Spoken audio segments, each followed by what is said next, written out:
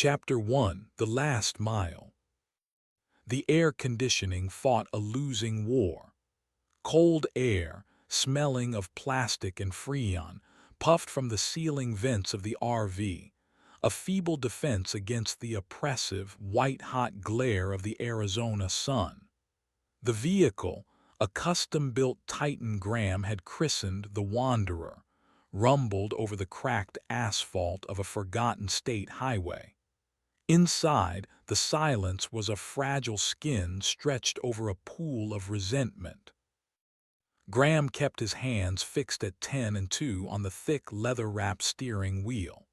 His knuckles were white. He wore his favorite polo shirt, the one with the small, discreet logo of the engineering firm he managed. Every so often, his eyes would flick from the shimmering road to the diagnostic panel he designed and installed himself. Green lights glowed steadily. Coolant temperature, oil pressure, battery voltage.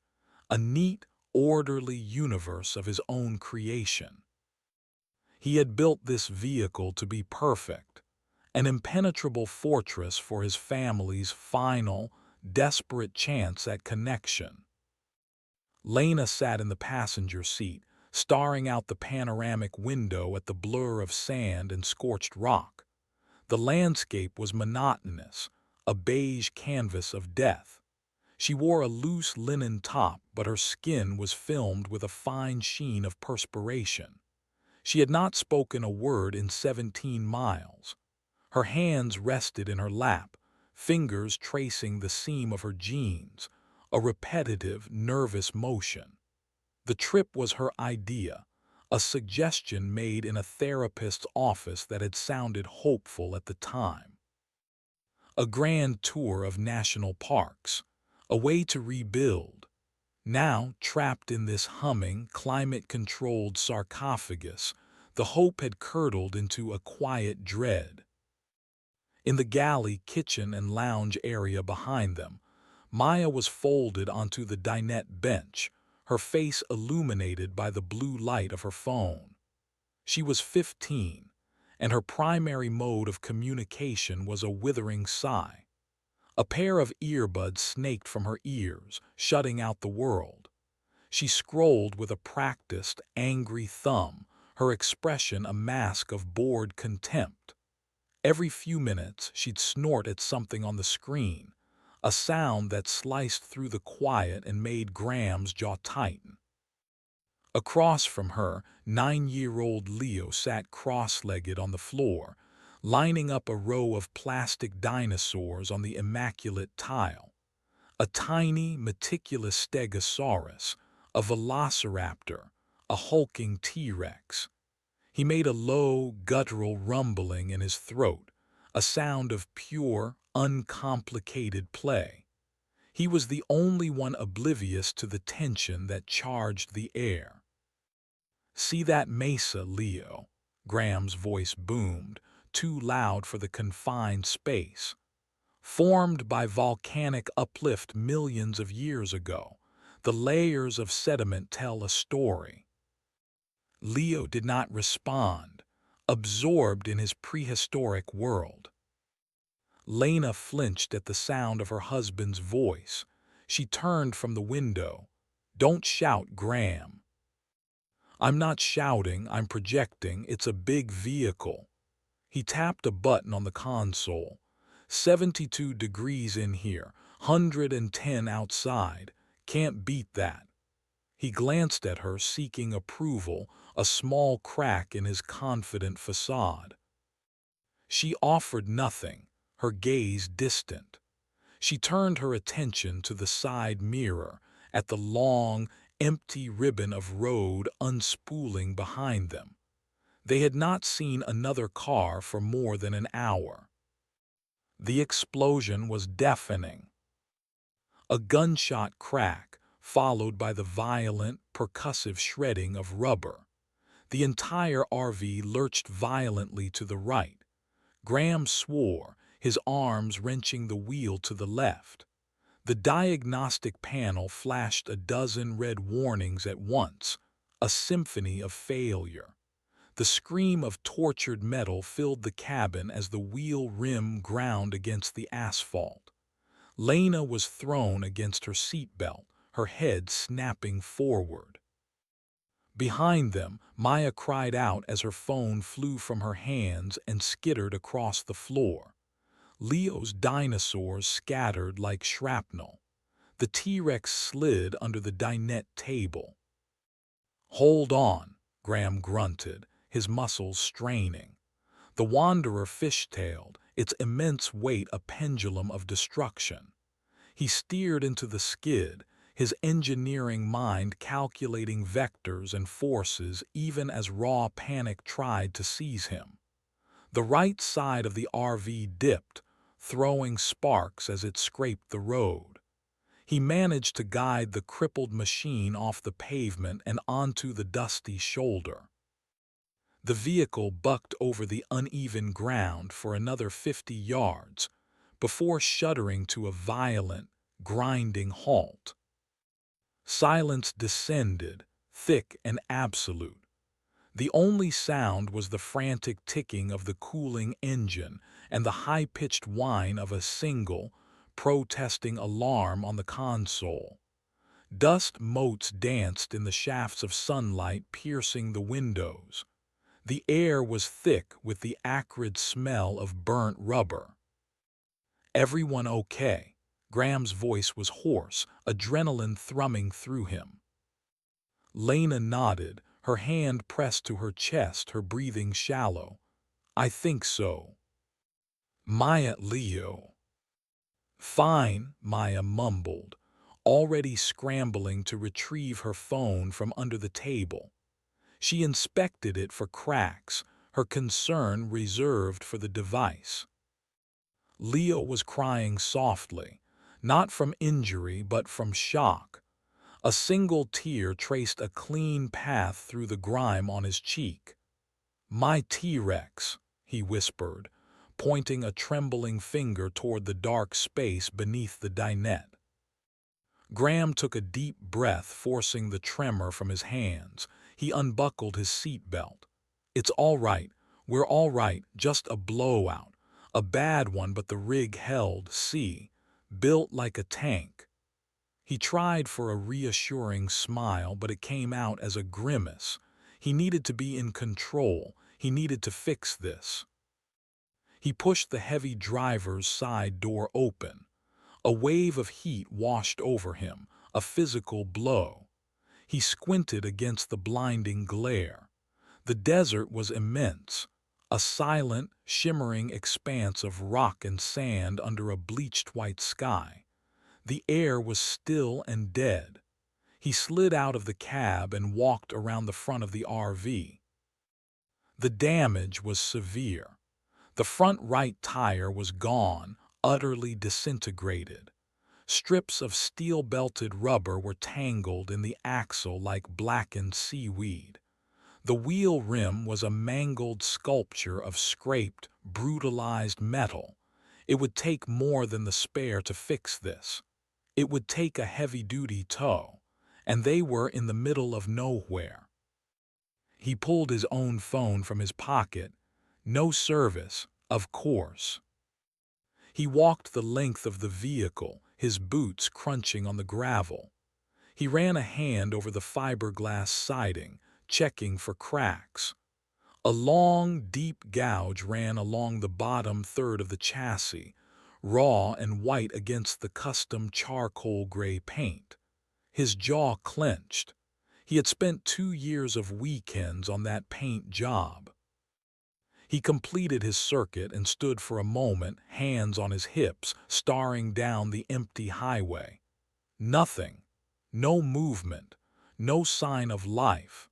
Only the oppressive weight of the heat and the vast, indifferent sky. A profound sense of isolation began to creep in, cold despite the temperature. He climbed back into the RV, bringing the searing heat with him. The cool air inside now had a stale quality. "Well," Lena asked, her voice tight. "Tires shredded, rims destroyed," he said, trying to keep his tone level and professional, as if he were diagnosing a problem at the plant. "We're not going anywhere on our own. I'll have to set out the emergency flares."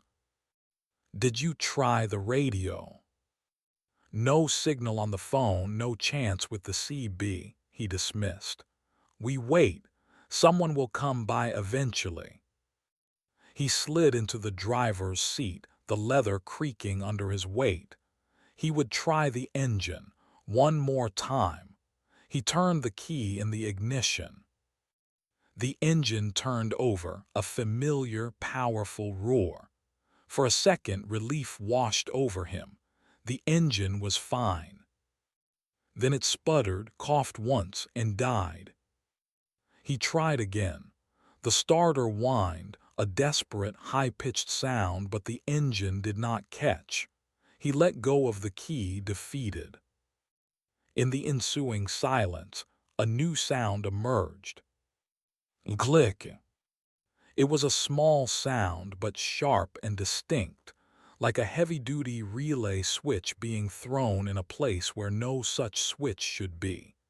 It came not from the dashboard or the engine compartment, but from deep within the vehicle's frame, from the guts of the machine.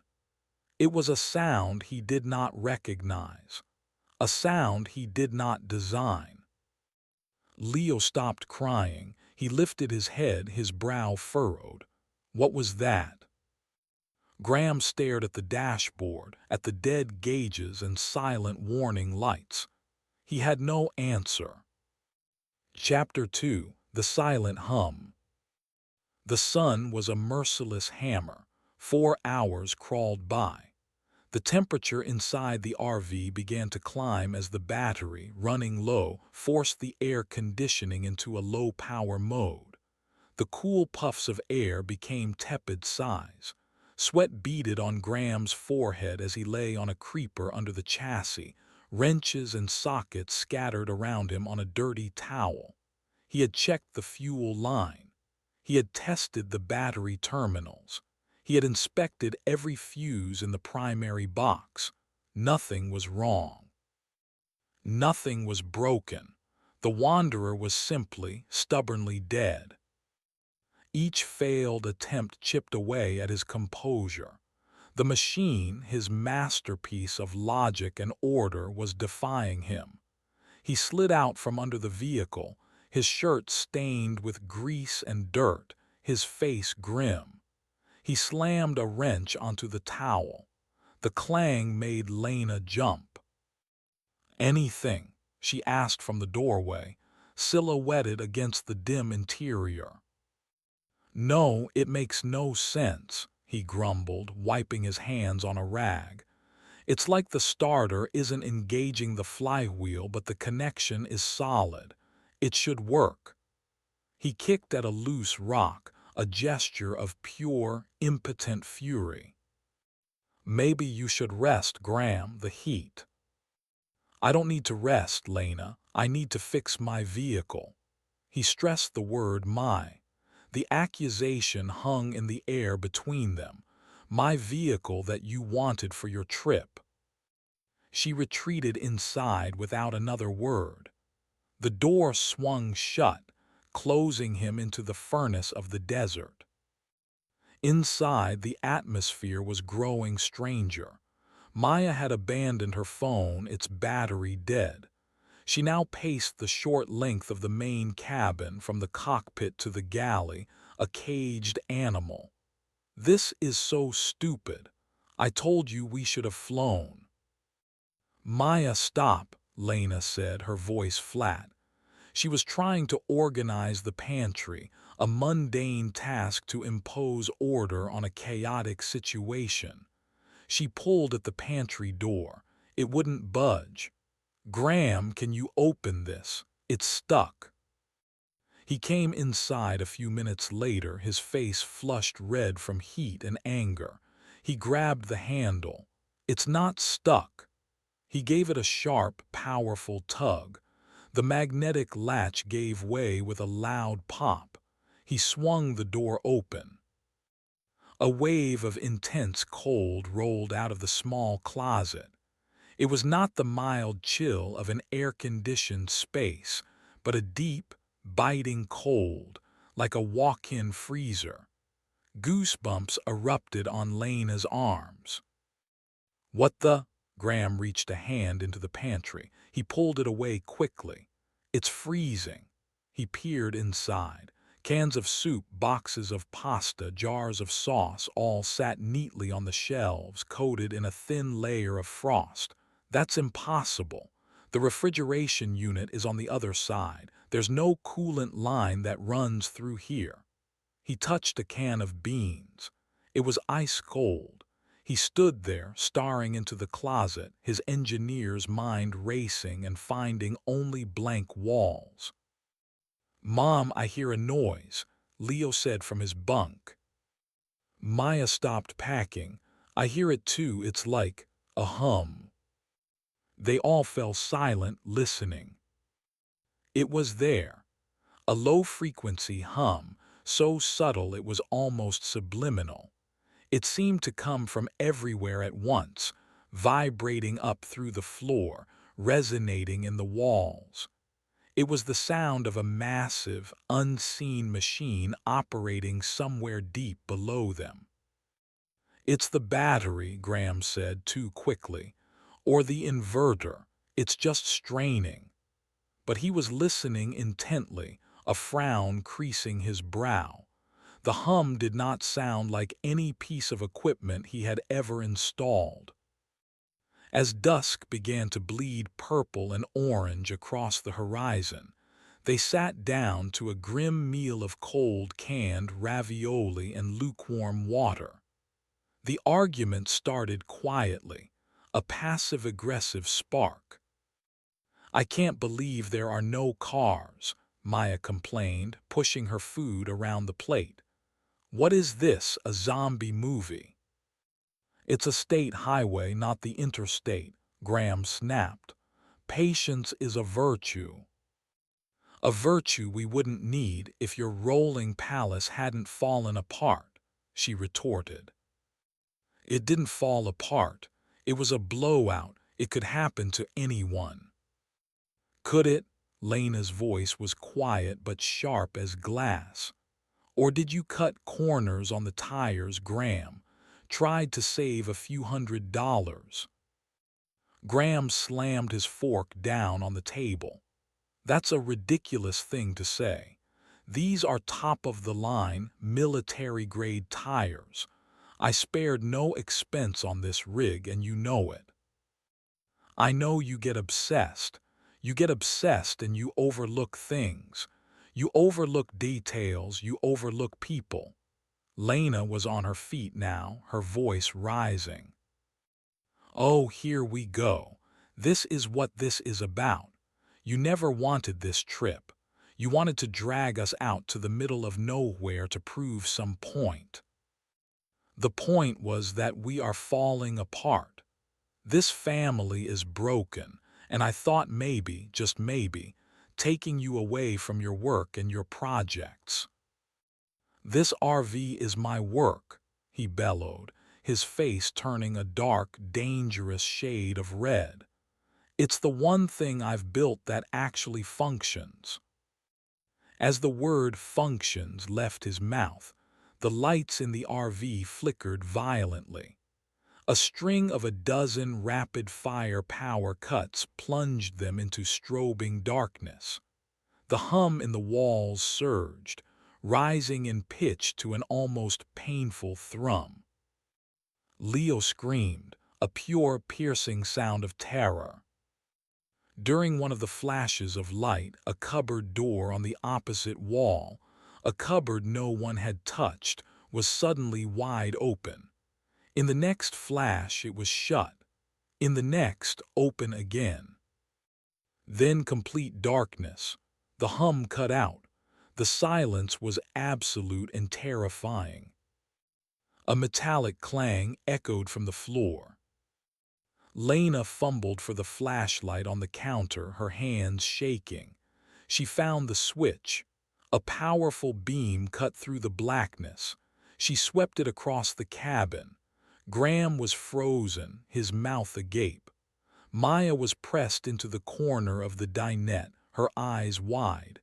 Leo was huddled on his bunk, whimpering. The beam landed on the floor in the center of the room. A single, dented can of peaches lay there, perfectly still. It had come from the cupboard across the galley. The cupboard that was now securely, silently closed. They stared at the can, a mundane object turned into an omen. The argument was forgotten, its energy seemingly consumed by the vehicle itself. The silence in the RV was different now. It was not empty. It was watchful. And deep in the walls, the low, steady hum began again, a quiet, satisfied thrum. Chapter 3: Corridors. Night pressed against the windows of the RV, a solid, impenetrable black. The desert outside had vanished, replaced by a void. Inside, the family was a scattered collection of silent, unnerved figures, each trapped in their own bubble of anxiety. Graham sat at the dinette, poring over the RV's electrical schematics with a penlight, his face a mask of determined denial. There had to be a logical explanation. A power surge, a short circuit, a faulty relay. He would find it, he would fix it.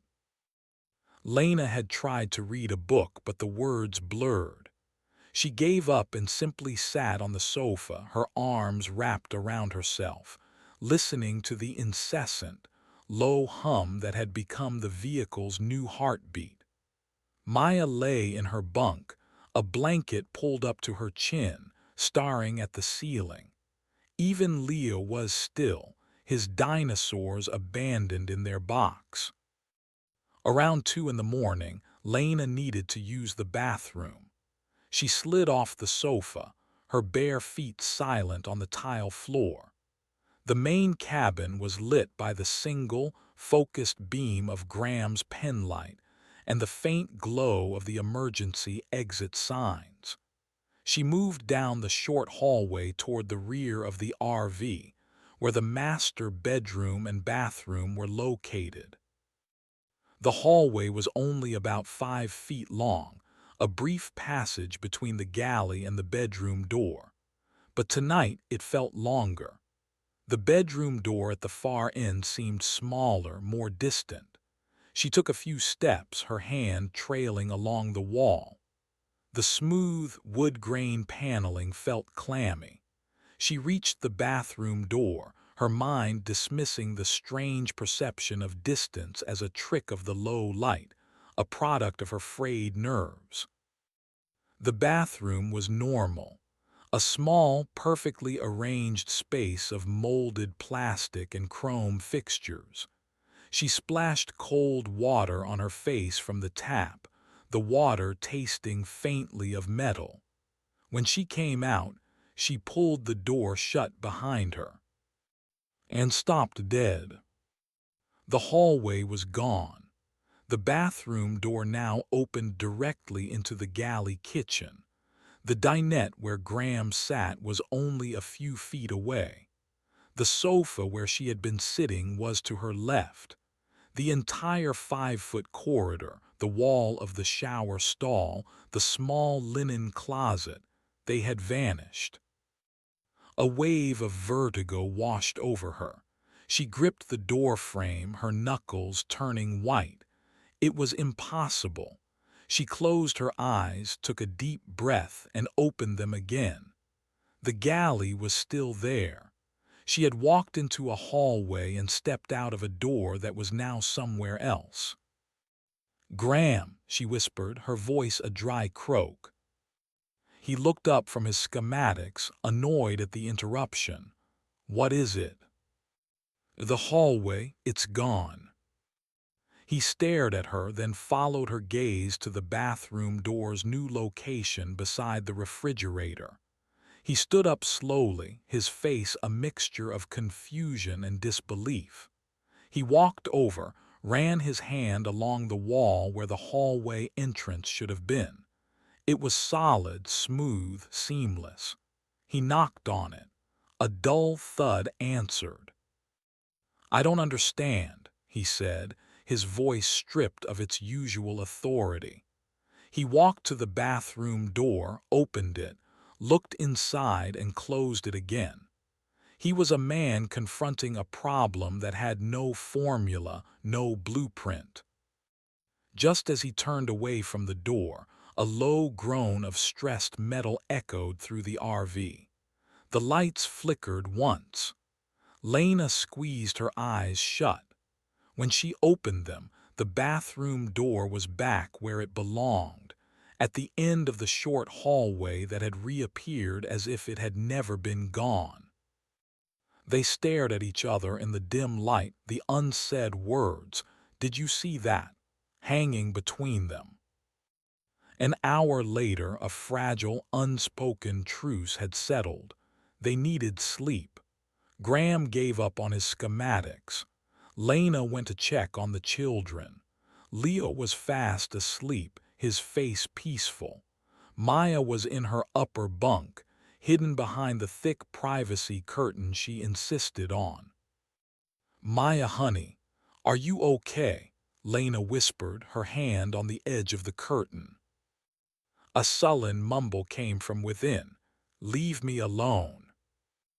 Lena sighed and retreated to the rear bedroom, where she lay beside Graham in the dark, both of them pretending to sleep, both of them listening to the hum of the walls. It was Graham who woke to the sound, a faint, muffled banging. He sat up, his heart pounding. It wasn't loud, but it was rhythmic, persistent. He swung his legs out of bed and moved into the main cabin. The banging seemed to be coming from the front, near the kids' bunks. "Maya," he called out softly, approaching her bed. "Stop making that noise." The banging continued. It sounded desperate. "Maya." He reached up and grabbed the edge of the privacy curtain, pulling it aside. The bunk was empty. There was no bed, no mattress, no window, no crumpled bedding. Where his daughter's sleeping space should have been, there was only a flat, unbroken expanse of interior wall, the same smooth, wood-grain paneling as the rest of the RV. It was as if the bunk had been surgically removed, the wall healed over the wound. "Lena," he roared, his voice cracking with panic. She was there in an instant, her face pale in the gloom. She saw the empty space, the solid wall, and a hand flew to her mouth. The muffled banging continued, louder now. It wasn't coming from the wall in front of them. It seemed to be coming from somewhere else entirely, from a different part of the RV, a place they couldn't see. "Maya," Lena screamed, her voice raw with terror. "Maya." They began a frantic search, tearing the RV apart. They checked the bathroom, the closets, the storage compartments under the seats. She was gone. The banging grew fainter, then louder again, a phantom noise with no clear source. It was everywhere and nowhere. Leo woke up, his sleepy confusion turning to fear as he saw his parents' frantic state. "Where's Maya?" he asked, his voice small.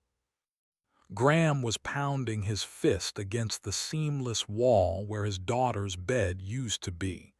The solid thud of his fist against the paneling was the only answer. "She was right here. She was right here." Lena was sobbing, her hands pulling at her hair. "What is this place? What is happening?" And as they descended into chaos, a new force began to stir. It was a slender, silent thing, a ripple in the very fabric of the space they occupied. It was an entity of pure separation, born from the emotional chasm between them. The divider, drawn to their discord, began its work. It started in the kitchen. The hairline seam between two floor tiles widened by a millimeter. A shadow in the corner of the ceiling deepened, stretching downward like a drip of black ink. The wall Graham was beating against seemed to shimmer for a second, the wood grain flowing like water. The family, consumed by their own terror, noticed nothing. They shouted Maya's name, their voices overlapping in a cacophony of fear. They were a unit of panic, but they were not united. They were four separate people screaming into a shared nightmare. And the RV, or whatever the RV had become, was feeding on it, reshaping itself around their pain, pulling them apart. The muffled banging stopped. A profound silence fell over the cabin, broken only by Lena's ragged sobs. They stood frozen, listening, and from deep within the walls they heard her voice, faint and distorted, as if coming from the end of a long tunnel. "Dad, Mom, I can't get out, it's dark." The chapter ends with them frantically pressing their ears to the walls, trying to locate the source of the voice, realizing that a piece of their home had not just vanished, it had become a prison, and their daughter was trapped inside. Chapter 4: The Screech of Metal. The world was a box, a dark, narrow, suffocating box. Maya pressed her hands flat against the surfaces around her, cool, smooth paneling, the familiar, faintly plastic smell of the RV's interior, but there were no seams, no handles, no light switches. She was sealed in. Her breath hitched, a bubble of panic rising in her throat. She banged her fists against the wall in front of her. The sound was flat, deadened. "Hello," she yelled, her voice sounding small and tight in the confined space. "Dad, Mom, this isn't funny." She could hear them, faintly. Their voices were distorted, muffled, a jumble of words she couldn't quite make out. It sounded like they were shouting her name from very far away. She screamed back, telling them where she was, telling them to let her out, but the space seemed to swallow her words. She slid down to the floor, her knees pulled up to her chest, and tried to control her breathing. The air was stale and the darkness was absolute, a thick, pressing weight. Outside the box, Graham and Lena were losing their minds. "It came from here," Lena insisted, her ear pressed against the wall of the shower stall. "I heard her." "It was the ceiling," Graham countered, standing on a dinette bench, his hands flat against the roof panels. "It was coming from above." Their search had become a frantic, uncoordinated dance of terror. They were like two magnets repelling each other, each convinced they knew the way, their movements only increasing the chaos. Leo huddled on the sofa, his knuckles white as he gripped a cushion, watching them. "This is your fault," the words exploded from Lena, raw and venomous. She spun around to face Graham, her eyes wild. "You and this thing you built, this metal coffin." "My fault." Graham jumped down from the bench, his face contorted with rage. "You're the one who wanted this trip. You're the one who dragged us out into this wasteland to find ourselves." "I wanted to find my family, not be buried alive in your obsessive-compulsive nightmare on wheels." As they screamed at each other, the very air in the RV grew thick and charged. The hum from the walls intensified, a deep, resonant thrum that vibrated in their bones. And with the rising tide of their hatred, something else began to awaken. It was a foul consciousness, a malevolent intelligence born from every bitter word, every resentful thought, every unspoken grievance they had ever harbored. It began in the air conditioning vents. Leo saw it first. Crying silently on the sofa, his gaze had drifted to the ceiling vent directly above the galley. Inside the grate, in the darkness beyond the plastic slats, something glinted. A piece of metal. It twisted like a worm on a hook. He wiped his eyes and stared. Another piece of metal joined it, a tightly wound spring from a seat cushion. Then a tangle of stripped copper wire. A new sound joined the hum. It was a high-pitched, metallic screech, like fingernails on a chalkboard, like a fork being tortured against a plate. It was the sound of pure, grating spite. The vent grate, secured by 4 screws, began to buckle outward. The plastic whitened under the strain. Graham and Lena, lost in their war of words, heard the sound but didn't register its source. "You always do this, Graham. You throw money at a problem instead of facing it. And you just run away. You check out. You've been gone for years, Lena. You just haven't bothered to pack a bag." SCRED. The vent grate ripped free from its moorings and clattered to the floor. From the dark opening, a creature began to spill forth. It was not a single entity, but a chaotic agglomeration of the RV's own refuse. A writhing mass of sharpened fiberglass shards, twisted upholstery springs, sheared bolts, and tangled bundles of red and black electrical wire. It had no head, no eyes, no discernible shape. It was a living, moving monument to their anger, a physical manifestation of their family's decay. It was the grievance. It flowed onto the ceiling, its metallic components scraping and screeching against the paneling. It formed a crude, twitching appendage, a limb of sharp metal and wire that dangled down into the cabin like a horrifying insectal leg. Leo let out a thin, choked gasp. The sound cut through his parents' argument.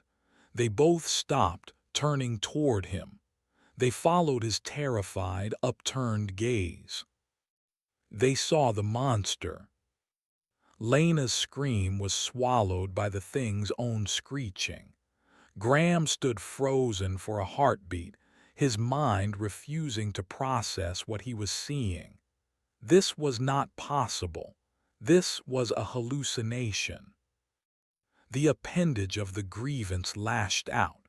It didn't move toward the source of the argument, toward Graham or Lena. It moved toward the smallest, most vulnerable person in the room. It slashed down through the air, aimed directly at Leo on the sofa.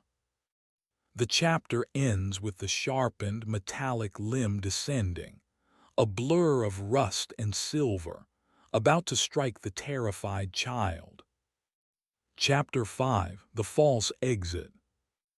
Instinct, raw and paternal, shattered Graham's paralysis. He moved without thinking, a pure reaction. He launched himself forward, crossing the space between the galley and the sofa in 2 massive strides.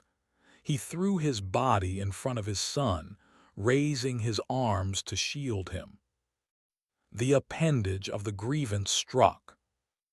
It was not a clean cut, but a brutal, tearing impact. Shards of fiberglass and the sharp ends of wires raked across Graham's forearms. He grunted in pain, the screech of the monster deafening him as he was thrown back against the sofa cushions, shielding Leo with his own body. Hot blood welled from a dozen deep gouges, soaking the sleeves of his shirt. The creature on the ceiling recoiled, its limb retracting slightly, as if surprised by the resistance. It writhed, a churning knot of metallic rage. "Graham!" Lena screamed, her terror for her son momentarily eclipsing her anger at her husband. That single moment, Graham's sacrifice, Lena's cry of concern, their shared, unified focus on protecting their child, shifted something in the RV. The violent, hateful energy that fed the grievance wavered. The humming in the walls dropped in pitch. The creature seemed to convulse. It stopped its attack and began to pull itself back toward the vent, its screeching lowering to a sullen, metallic scrape. It flowed back into the darkness of the ductwork, a tide of malice receding. Within seconds, it was gone. The only evidence of its existence was the broken vent cover on the floor and the blood dripping from Graham's arms onto the beige upholstery. And then another sound, a soft click from the front of the cabin. They turned. The solid wall where Maya's bunk should have been shimmered. The wood grain pattern swirled like smoke, and the bunk bed reformed itself out of nothingness, settling into place with a quiet sigh of displaced air. The privacy curtain was pulled aside, and Maya stumbled out. She was pale and shaking, her eyes wide with confusion. What was that? I was in the wall, I heard screeching. She saw the blood on her father's arms, the terror on her mother's face, the broken vent on the floor. What happened? No one had an answer. A fragile, terrified truce descended upon them. They were no longer fighting each other. They were united against the incomprehensible horror of their prison. Lena, her hands trembling, found the first aid kit and began cleaning Graham's wounds. They were deep, angry gashes, littered with tiny splinters of fiberglass. He winced but said nothing, his eyes scanning the room, watching the vents, the walls, the shadows. Maya described the claustrophobic darkness of her prison. Lena described the impossible, shifting hallway. Leo, now held tight in his mother's arms, told them about the scrapey monster that came from the ceiling. As they talked, piecing together the nightmare, Graham came to a stark realization. The RV was responding to them. Their arguments, their anger, their hatred, it made the place hostile, it gave birth to monsters. Their brief, terrified moment of unity had saved them. It had brought Maya back. "It's us," he said, his voice low and raspy. Lena paused in her bandaging, looking at him. "This place, it's feeding on us, on our fighting." The idea was insane, but it fit the facts. The impossible, sentient prison was a mirror.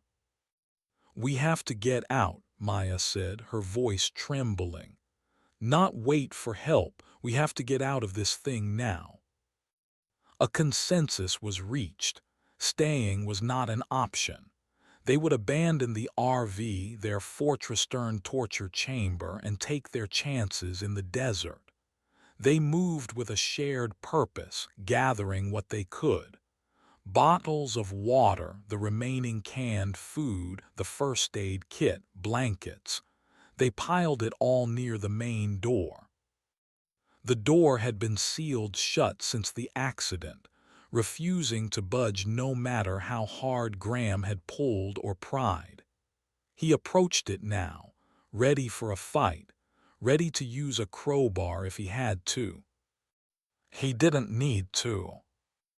As he reached for the handle, there was a loud, mechanical thunk. The deadbolts retracted on their own. The door swung inward with a soft pneumatic hiss, opening a bright rectangle of freedom. Through the doorway, they saw the desert. The sun was low in the sky, a brilliant orange orb painting the clouds in hues of rose and gold. The air that drifted in was warm but fresh, carrying the clean, earthy scent of dust and creosote. It was the most beautiful thing any of them had ever seen. Relief so powerful it was dizzying washed over them. It was over. They could leave. Go, go, go, Graham urged, pushing his family toward the opening. Lena went first, shielding Leo.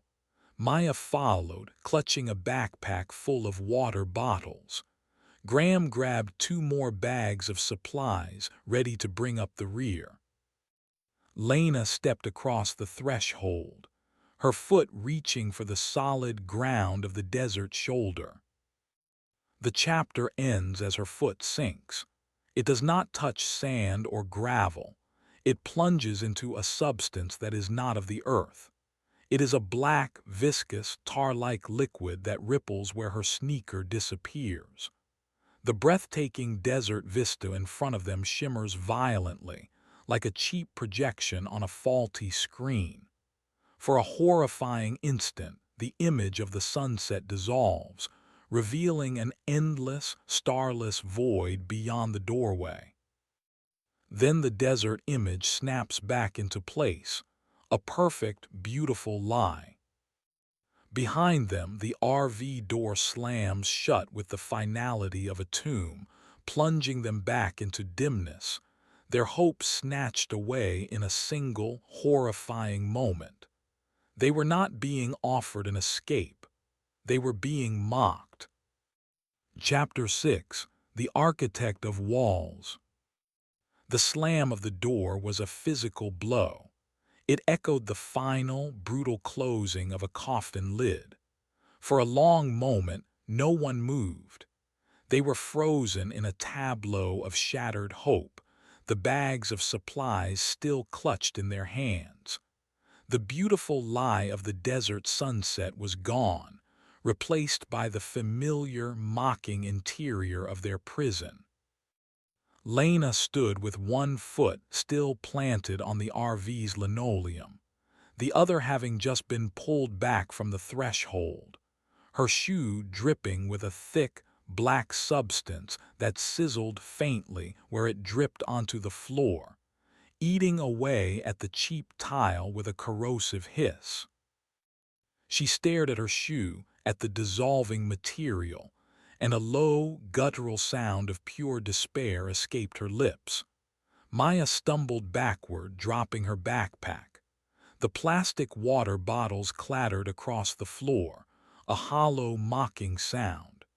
Leo, who had seen the void beyond the false exit, began to cry again, a thin, hopeless wail that seemed to be sucked into the very walls of the cabin. Graham dropped the bags he was holding. The fight had gone out of him. The brief moment of unity, the surge of adrenaline that had saved his son, had been replaced by a crushing, soul-deep exhaustion. He was an engineer. He solved problems. But this was not a problem. This was a sentient, malevolent equation with no solution. It was playing with us, Maya whispered, her voice cracking. It let us think we could leave. The realization settled over them like a shroud. The RV was not just a prison, it was a predator, a cat toying with its captured mice. It wanted them to have hope, just so it could relish ripping it away. A new kind of silence fell. It wasn't the tense, angry silence from before. It was a silence of defeat. Graham sank onto the dinette bench, his bandaged arms throbbing in time with the low hum of the vehicle. Lena slid down the wall to the floor, pulling Leo into her lap and rocking him, her movements stiff and mechanical. Maya retreated to her bunk, pulling the curtain shut, a symbolic surrender. They were separated again, not by anger this time, but by a shared, profound hopelessness. And in this new emotional landscape, the divider began its work again. It was subtler now. It didn't need to create dramatic, shifting hallways. It worked on a smaller, more insidious scale. Graham sat staring at his schematics, but the lines no longer made sense. They seemed to squirm on the page, the neat, logical paths of wires and circuits twisting into meaningless, chaotic squiggles. He blinked, rubbing his eyes, but the illusion held. The blueprints to his creation had become a foreign language. He was losing his connection to the one thing he understood. In Lena's arms, Leo's quiet sobs began to sound distant to her, as if he were crying from the other end of a long tunnel. She held him tighter, but the physical sensation of him in her lap felt remote, disconnected. A cold, invisible barrier was forming between mother and son. Behind her curtain, Maya scrolled through the photo gallery on her now-dead phone, the only function she could access. She looked at pictures of her friends, of school dances, of a life that now seemed to belong to someone else. But the faces began to change. Her best friend's smile became a sneer. The eyes of her classmates in a group photo turned cold and accusatory. Her memories were being corrupted, poisoned from within. The divider was not just building walls of wood and metal. It was building walls inside their minds. It was isolating each of them in a unique, tailor-made hell of their own creation. Hours passed. The dim emergency lights cast long, distorted shadows. Graham eventually pushed himself to his feet. He had to do something, anything. He decided to inspect the damage to Lena's shoe. He walked over to the door where she had dropped it. The shoe lay in a small puddle of the black, tarry substance. The rubber sole was almost completely gone, dissolved into a foul-smelling sludge. He knelt for a closer look, his engineer's curiosity a stubborn flicker in the darkness. He poked at the sludge with a pen. It was thick, viscous, and unnaturally cold. As he watched, the puddle seemed to contract, shrinking in on itself.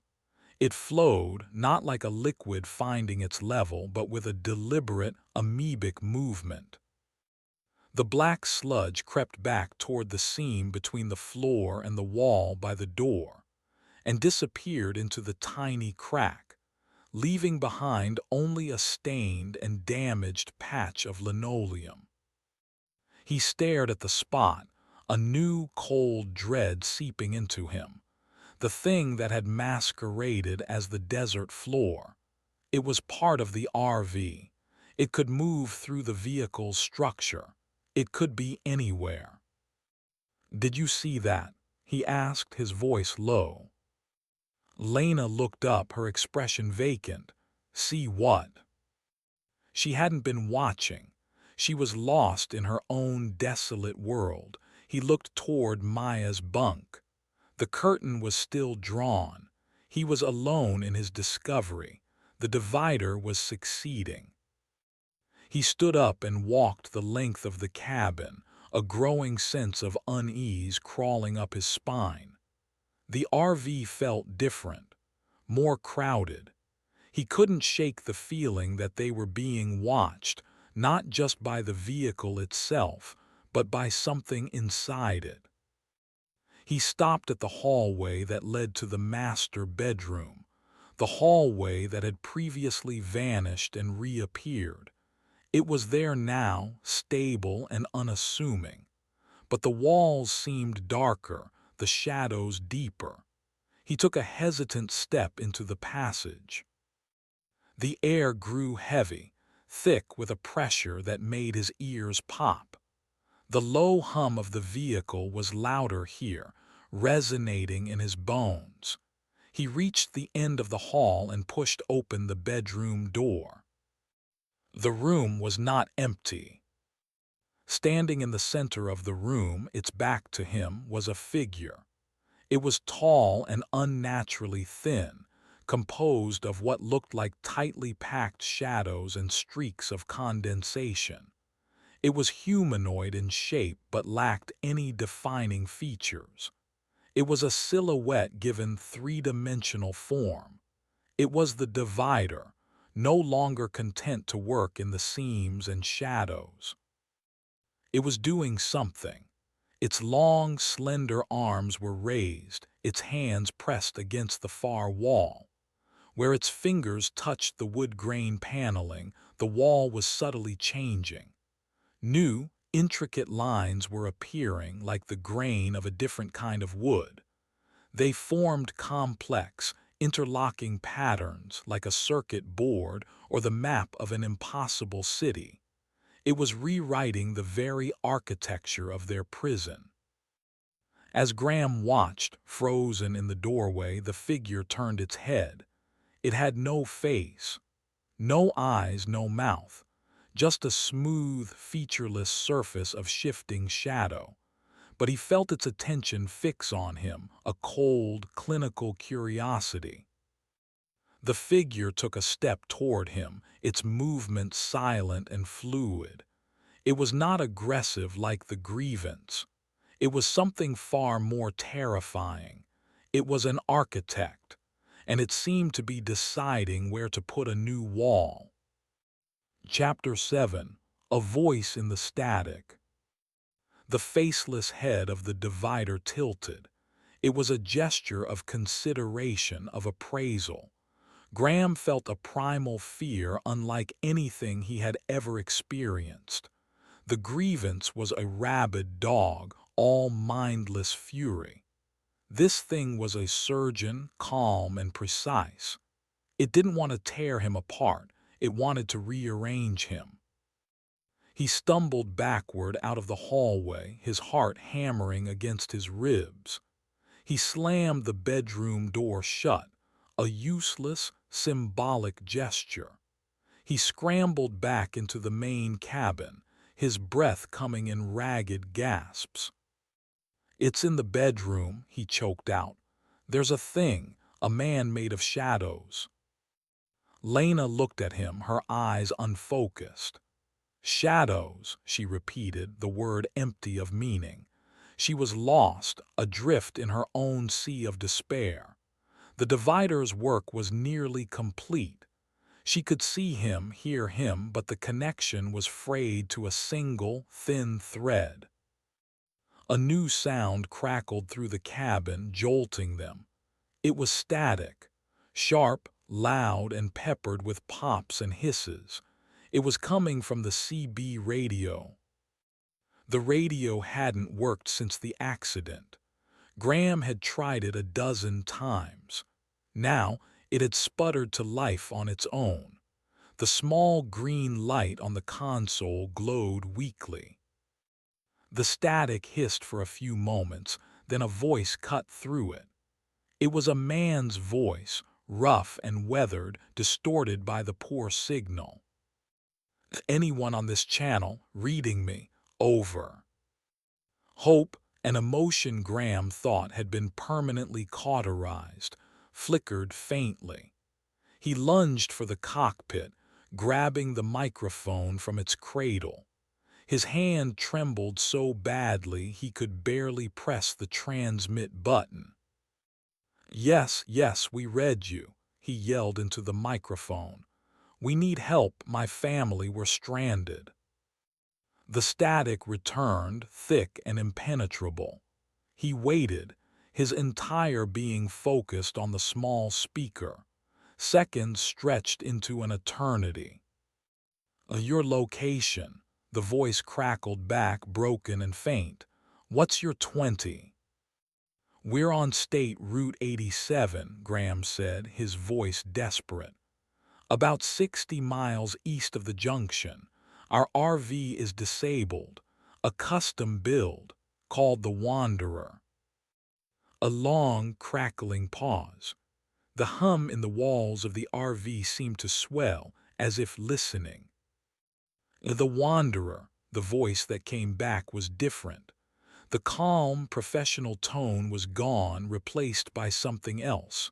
Fear. "Oh God, you're in that thing." Graham's blood ran cold. What do you mean? Who is this?" "Listen to me," the voice snapped, clearer now, more urgent. "You have to get out, not later, right now. Do you understand me? It knows I'm talking to you. It will try to stop me." "We can't get out," Graham shouted. "The doors won't open. The place. It's changing. It's alive." "I know," the voice said grimly. "It feeds on discord. It starves on unity. You understand. You have to work together. It's the only way to weaken it." The lights in the RV flickered violently. The CB radio let out a piercing squeal of feedback that made Graham drop the microphone. "What do we do?" he pleaded, snatching it up again.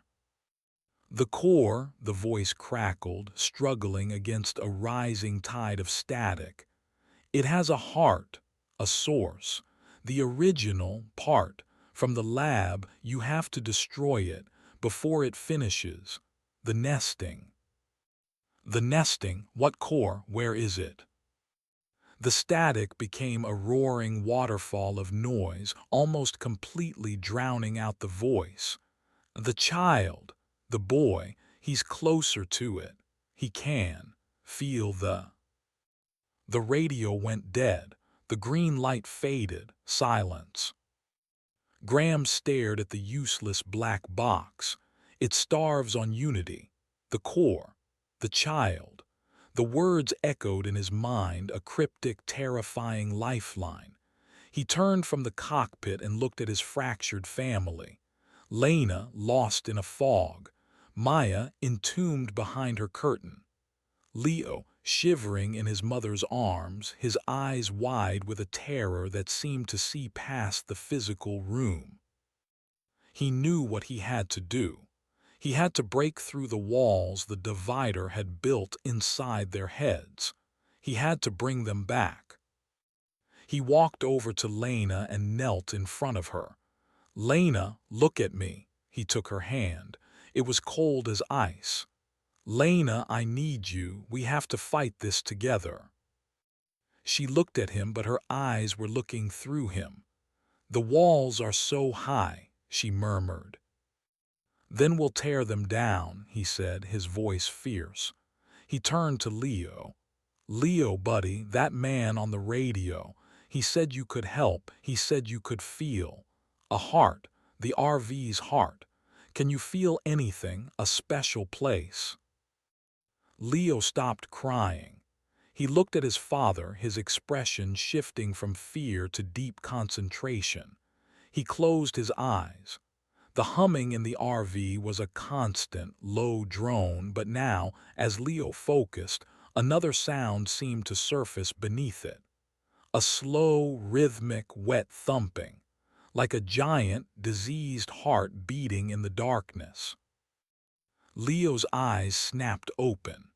He pointed a trembling finger, not at a wall or a door, but at the floor. Specifically, at the pristine, untouched tile floor directly beneath his own lower bunk bed. "It's under there," he whispered. "It's sleeping." As the words left his mouth, a violent shudder ran through the entire vehicle. A low, angry growl emanated from the spot Leo was pointing at. The RV knew its secret had been revealed. From the master bedroom, the sound of splintering wood echoed as the divider resumed its work with a new, furious energy. The final stage was beginning, the nesting, and they had just found its cradle. Chapter 8: The Heart in the Floor. The growl from beneath the floorboards was a visceral, guttural sound, like a sleeping predator disturbed. The floor itself vibrated with the slow, heavy thumping of the hidden heart. Leo scrambled away from the spot, pressing himself against Lena's side. Graham's mind raced, processing the stranger's frantic words. The core, destroy it. The nesting. He had no idea what nesting meant, but the biological term filled him with a unique, creeping horror. This thing wasn't just trapping them, it was preparing for something. "We need to get through the floor," he announced, his voice ringing with a newfound, desperate purpose. He looked around the cabin for tools. The main toolbox was in an external compartment, inaccessible. He swore under his breath. "What are you doing?" Lena's voice was a whisper, but the fog in her eyes had begun to recede. The immediate physical threat had given her a focal point. "I'm getting us out," Graham said. He ripped a metal leg off a small dinette stool. It was flimsy, but it had a flat, wedged end. A makeshift crowbar. He knelt by Leo's bunk, the place the child had indicated. He jammed the end of the stool leg into the seam between two floor tiles. He put his full weight on it. The tile cracked with a sharp retort. He pried again, grunting with effort. A chunk of the tile broke away, revealing the plywood subfloor beneath. The moment the subfloor was exposed, the thumping intensified. The entire RV groaned, a sound of protest that vibrated through the soles of their feet.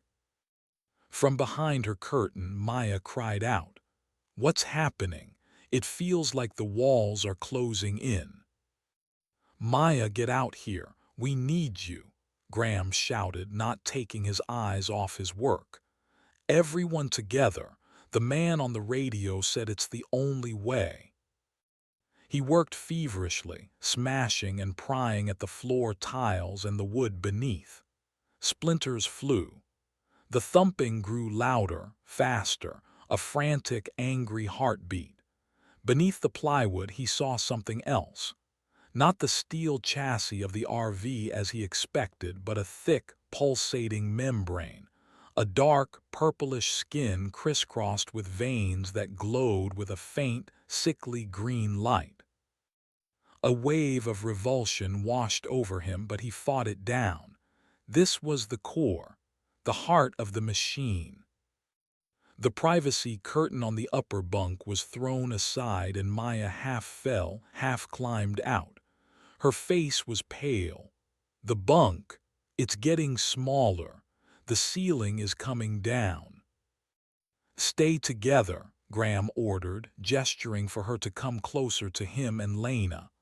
"Right here. Don't let it separate us." He raised the stool leg like a spear and drove it down into the pulsating membrane. The RV screamed. It was not a mechanical sound. It was a shriek of organic pain, high-pitched and horrifying, that tore through the cabin.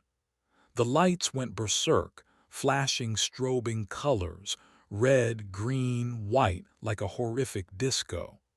The entire vehicle began to shake violently, throwing them off balance.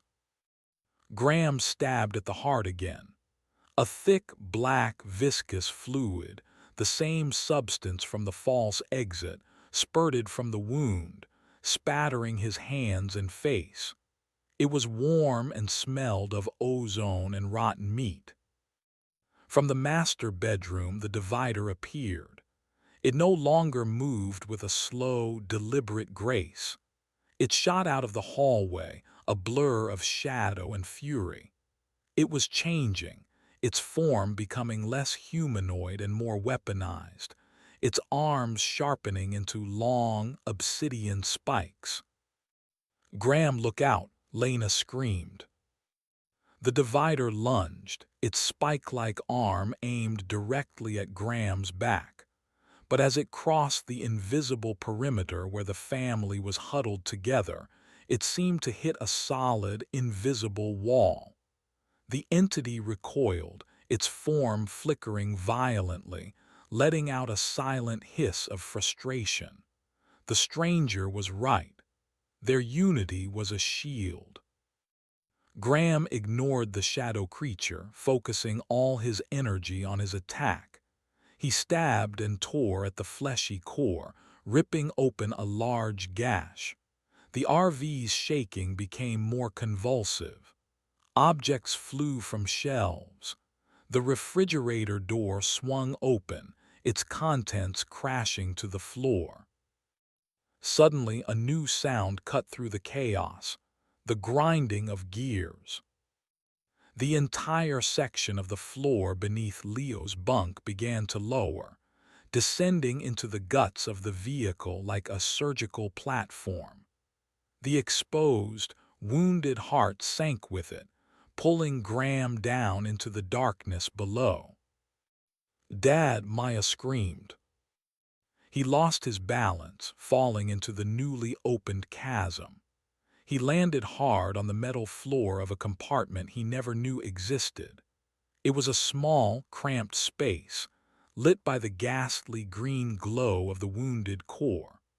The walls were not the clean steel of the RV's chassis, but were coated in a thick, resinous, nest-like material. And sitting on a small pedestal in the center of the nest, wired directly into the organic heart, was the source of it all. It was a small, metallic cube about the size of a car battery. It was covered in strange, non-terrestrial symbols and scorch marks. Wires and fleshy, vein-like tendrils snaked from it, burrowing into the pulsating mass of the heart. This was it, the cannibalized part from the mobile lab, the parasite that had infected his creation. Above him, at the edge of the hole, Lena, Maya, and Leo stared down, their faces masks of terror. The divider was trying to force its way toward them, its shadowy form pressing against their invisible shield of unity, causing the air to crackle and spark. "It's down here," Graham yelled up at them, his voice echoing in the small chamber. The brain." He grabbed the stool leg and swung it like a baseball bat, aiming for the cube. He had to destroy it. As his makeshift weapon made contact with the cube, it didn't just smash it. The cube discharged its energy. A massive arc of blue-white electricity erupted, engulfing Graham and throwing him violently against the far wall of the chamber. He cried out in agony as the current coursed through him, his body convulsing. The lights in the RV exploded in a shower of sparks, plunging the entire vehicle into absolute, deafening blackness. Chapter 9: A Cacophony of Whispers. The darkness was absolute.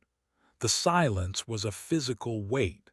The violent shaking, the organic shriek, the electrical roar, all of it vanished, leaving a void.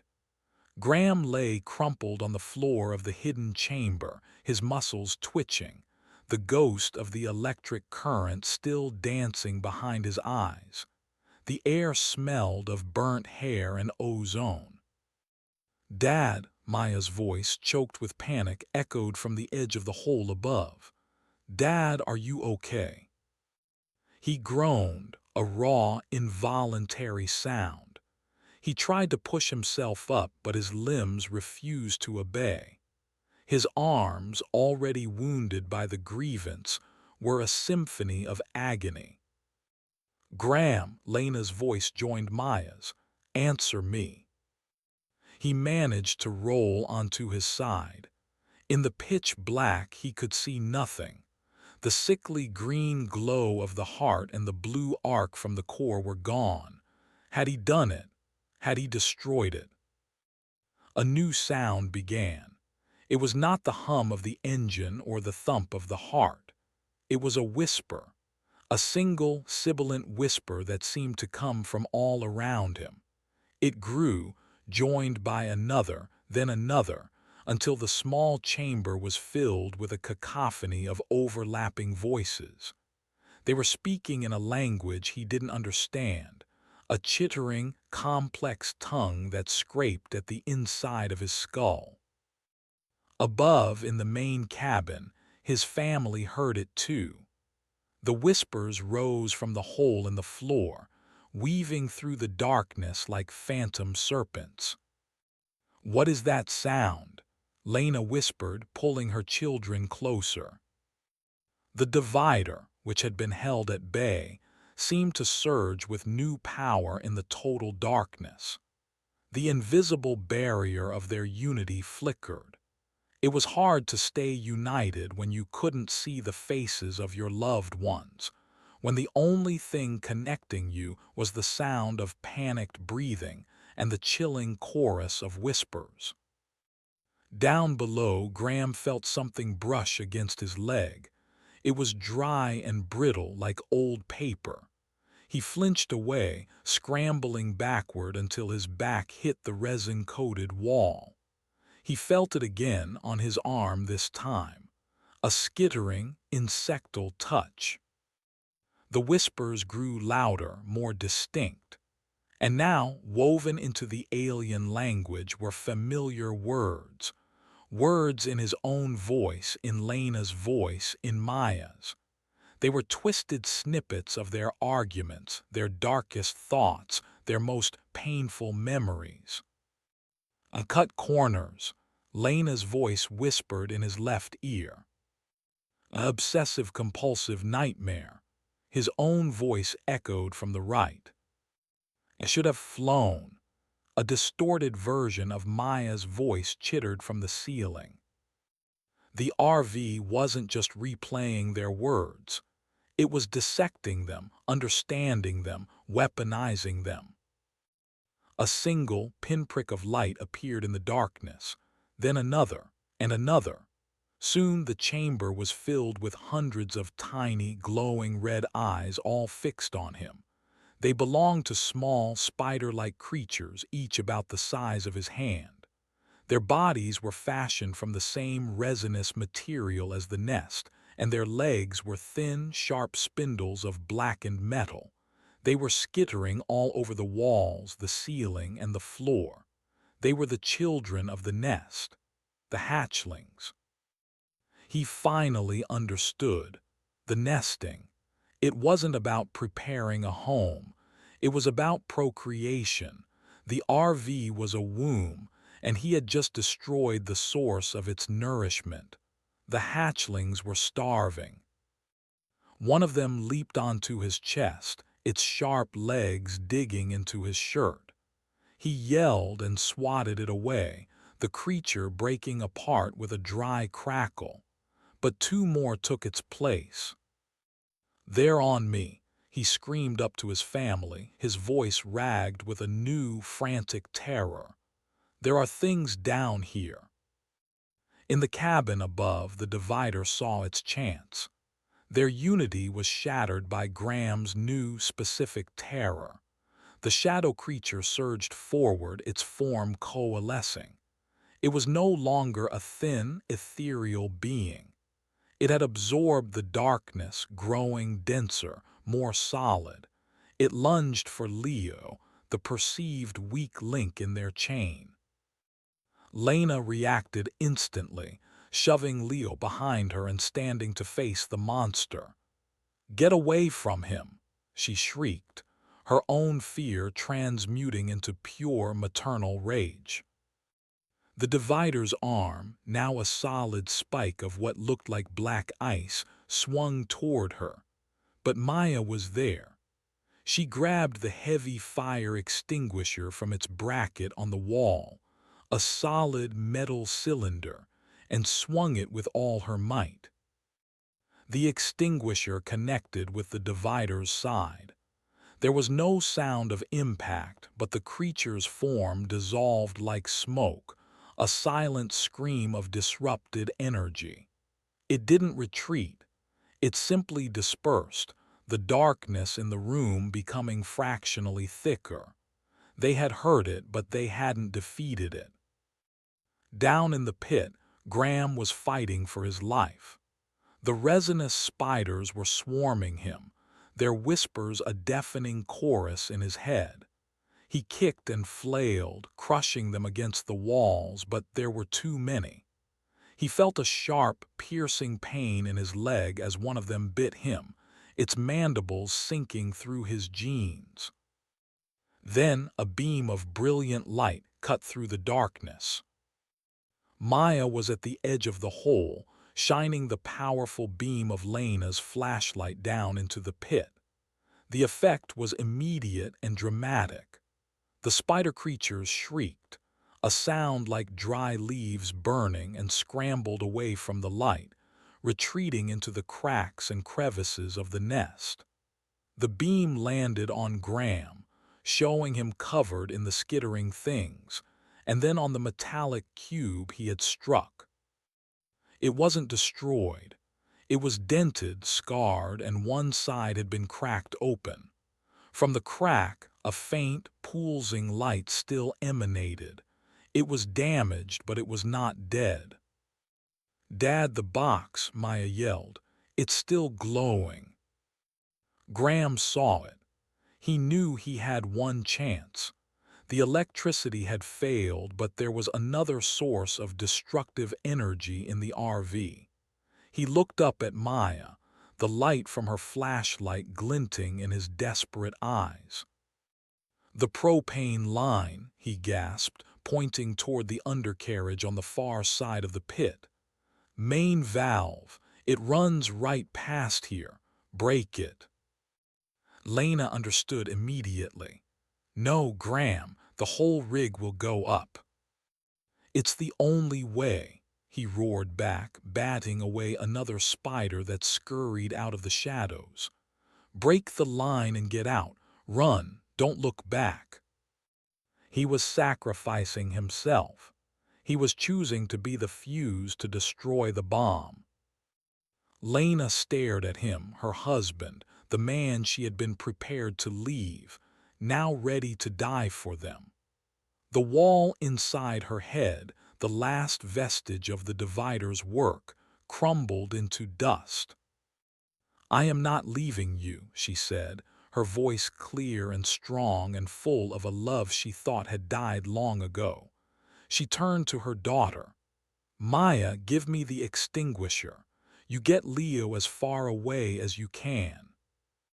Chapter 10. The Fire Inside. The exchange was swift, born of a desperate, reclaimed love. Maya hesitated for only a second, her face torn between obeying her mother and a childish terror of being alone.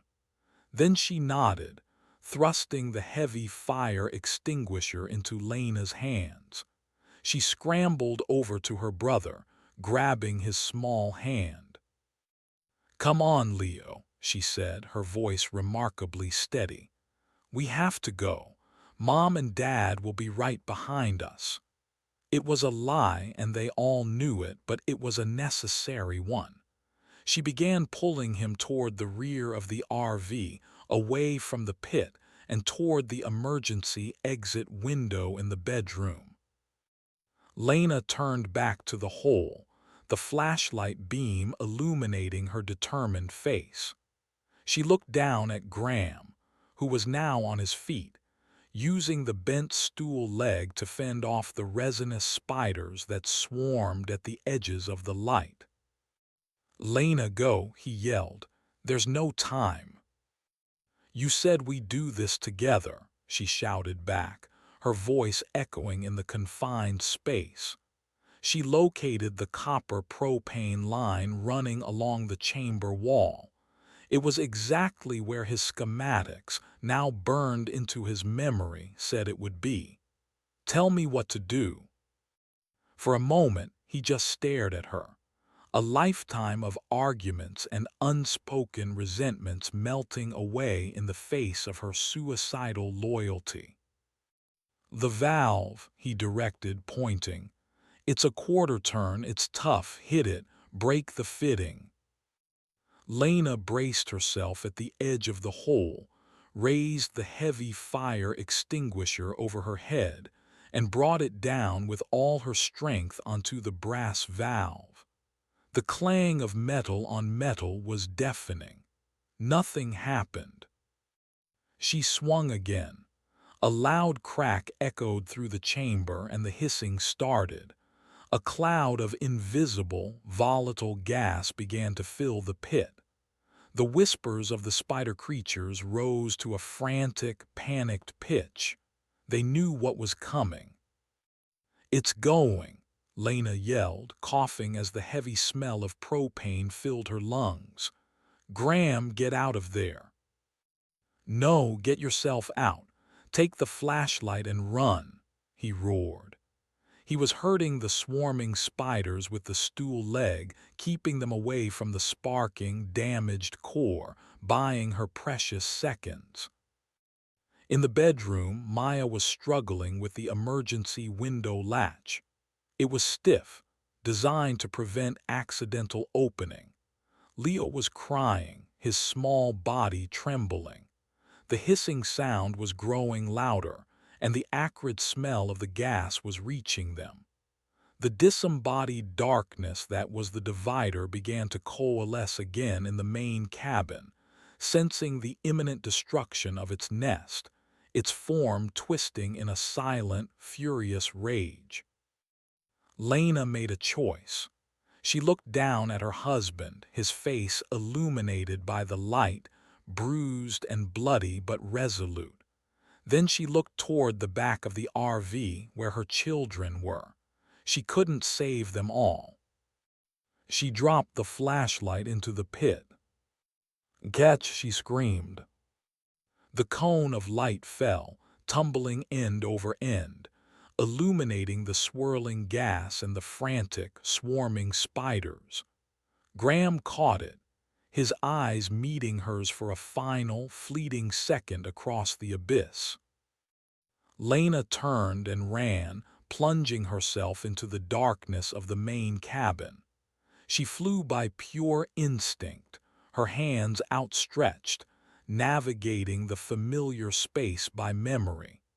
She could feel the cold presence of the divider moving to intercept her, a vortex of utter despair. "Maya!" she screamed into the blackness. The emergency window popped open with a loud crack. A sliver of moonlight, clean and pure, sliced into the bedroom. Maya shoved Leo through the opening, and he tumbled out onto the dusty ground outside. In the pit, Graham knew he had seconds. The air was thick with fuel. The spider creatures were in a frenzy. He turned, the flashlight beam cutting a path through the chaos, and faced the damaged, sparking core. This was it, the final act of the engineer. Not creation but uncreation, a controlled demolition. He took the flashlight and, with a final prayer for his family, he threw it hard at the exposed, sparking circuitry of the parasitic cube. The flashlight shattered on impact. The bulb filament broke. A single, final spark leaped from the dying battery terminal. Time seemed to slow.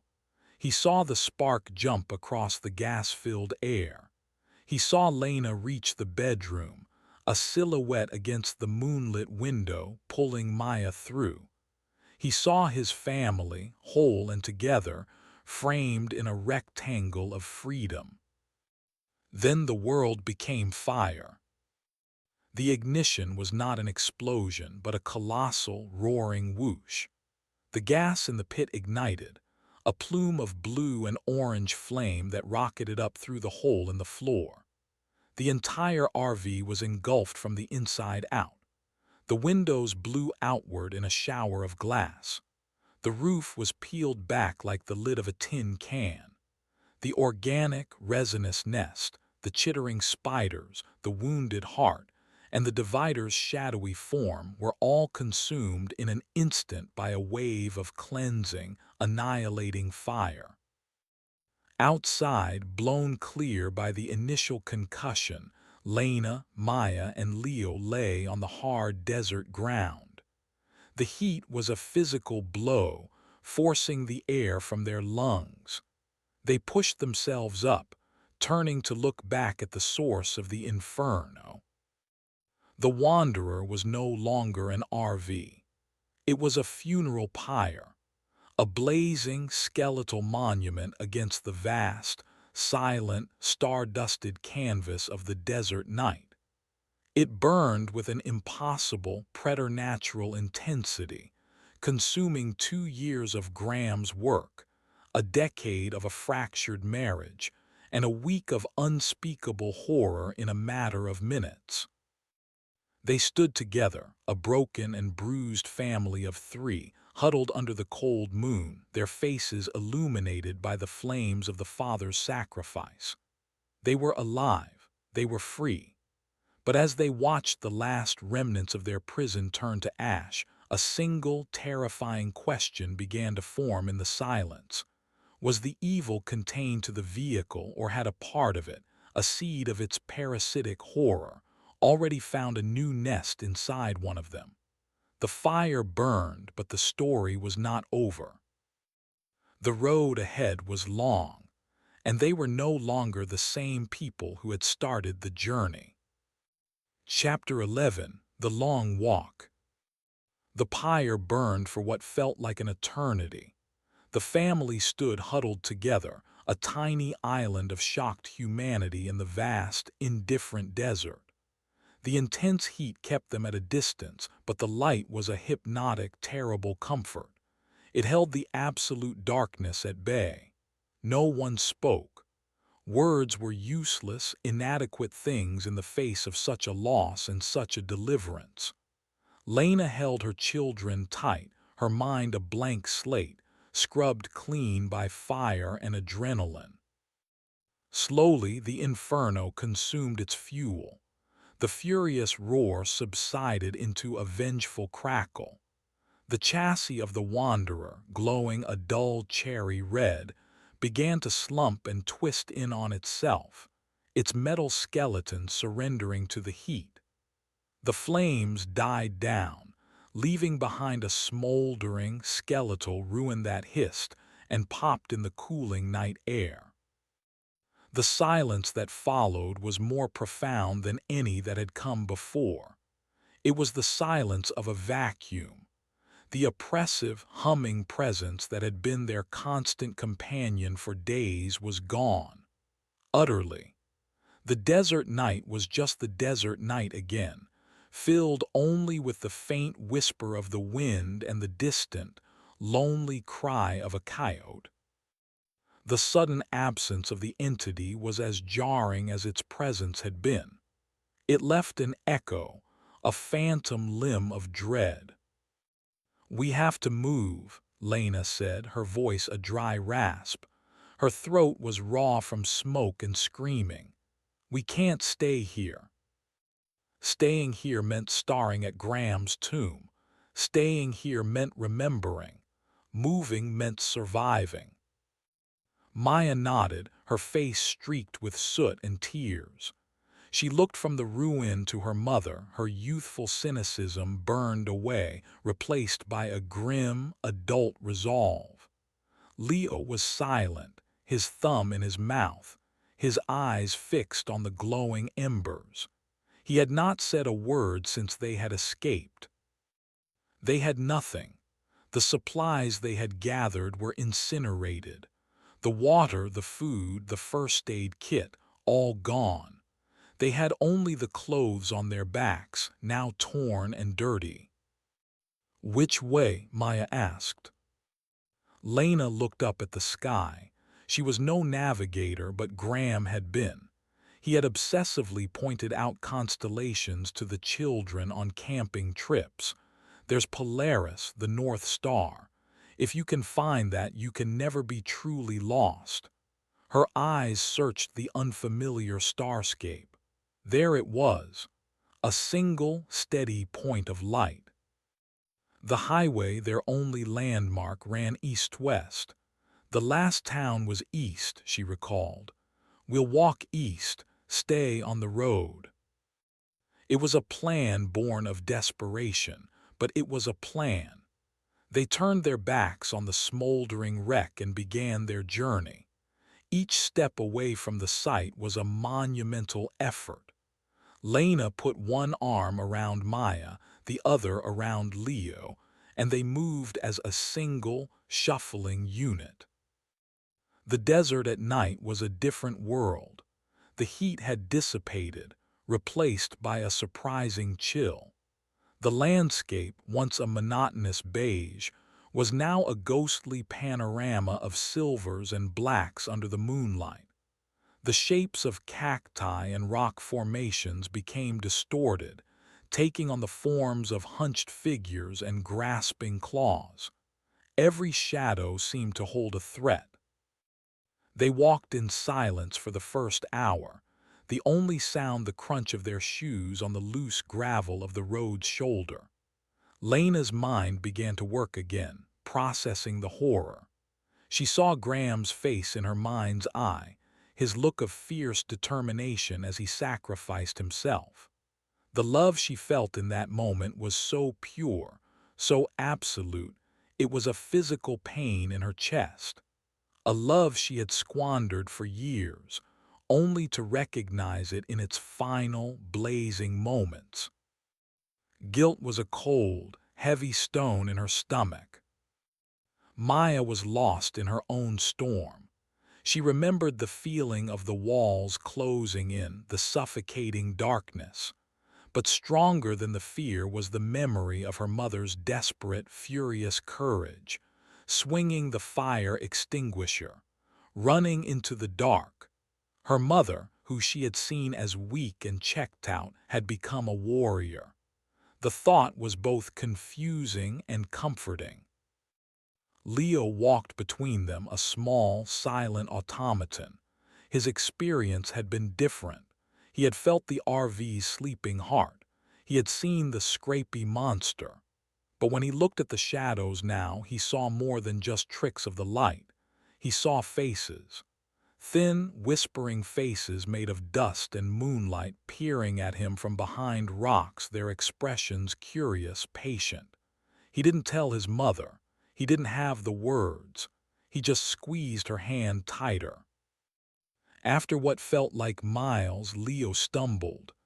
"I'm tired," he whimpered, his first word since the fire. "I know, baby, I know," Lena soothed. "We'll rest for a little while."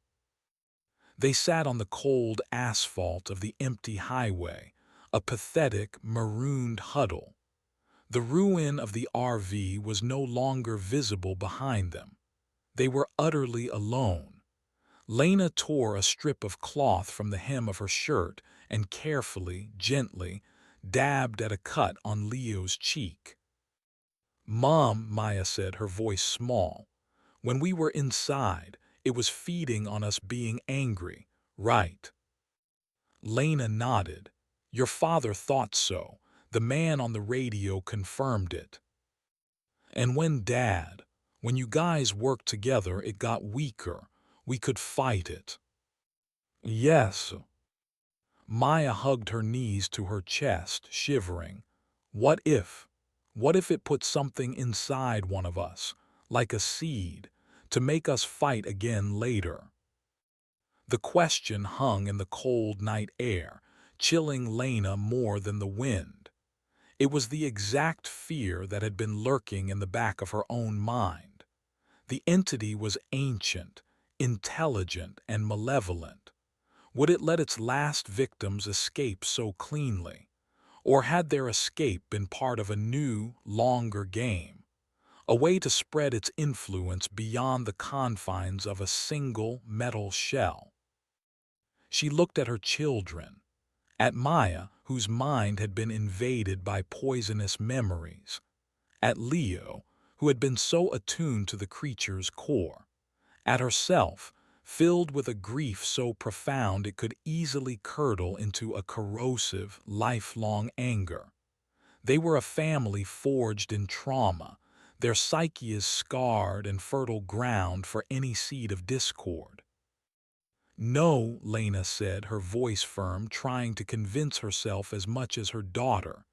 It's gone. Your father destroyed it, all of it. We're safe now. But as she said the words, she felt a faint, phantom vibration under the asphalt. A low, familiar hum. She froze, her head cocked, listening. It was gone as quickly as it came. A trick of her exhausted mind. A nerve ending still twitching from the trauma. It had to be. Chapter 12. The Shape of Water. Dawn broke, not with a gentle glow, but with a harsh, surgical light that exposed their pathetic state. They were filthy, dehydrated, and bone-weary. The rising sun brought with it the promise of heat, and they had no water. The urgency of their situation became starkly, terrifyingly clear. "We have to keep moving," Lena said, her voice raspy. She pulled her children to their feet. The road stretched ahead, a shimmering, endless line. They walked. The sun climbed higher, and the asphalt began to soften. Heat radiated from the ground in waves, distorting the air. Thirst became a physical presence, a dry, rasping thing in the back of their throats. Lena's grief and Maya's fear were baked away by the more immediate, primal need for water. It was Leo who saw it first. He stopped, pulling on his mother's hand. "Look," he whispered, pointing. Off to the side of the road, perhaps 100 yards into the desert, was a glint of light. It was the reflection of the sun on something metallic. A windmill. A small, rusty, old-fashioned farm windmill, the kind used to pump water from a well. It stood next to the dilapidated, skeletal remains of a small, wooden shack. Hope, treacherous and powerful, surged through Lena. "Stay here," she ordered, and she ran, stumbling through the low scrub and loose rock toward the windmill. The structure was rickety, groaning in the slight breeze, but it was intact. And at its base was a concrete well cap with a spigot and a hand pump. She grabbed the rusted handle of the pump and pushed down with all her weight. It resisted, groaning. She pushed again and again, her muscles screaming in protest. On the fourth pump she was rewarded with a gurgle, and then a trickle of brown, murky water sputtered from the spigot. She kept pumping, and the water began to run clearer and colder. "It's water," she yelled back to the children, her voice cracking with relief. "There's water." Maya helped Leo across the rough terrain. They drank greedily from Lena's cupped hands, the cool, mineral-rich water the most delicious thing they had ever tasted. They drank until their stomachs ached, then splashed the water on their faces and necks, washing away the grime and soot. For a few minutes they were just a mother and her children, finding relief on a hot day. The nightmare receded. "We should rest here," Lena said, looking at the remains of the shack, "just until the worst of the heat passes." The shack was little more than a few splintered walls and a partial roof, offering slivers of shade. The inside smelled of dust and ancient decay. The floor was sand, littered with rat droppings and debris. In one corner there was a collection of old, dusty glass bottles.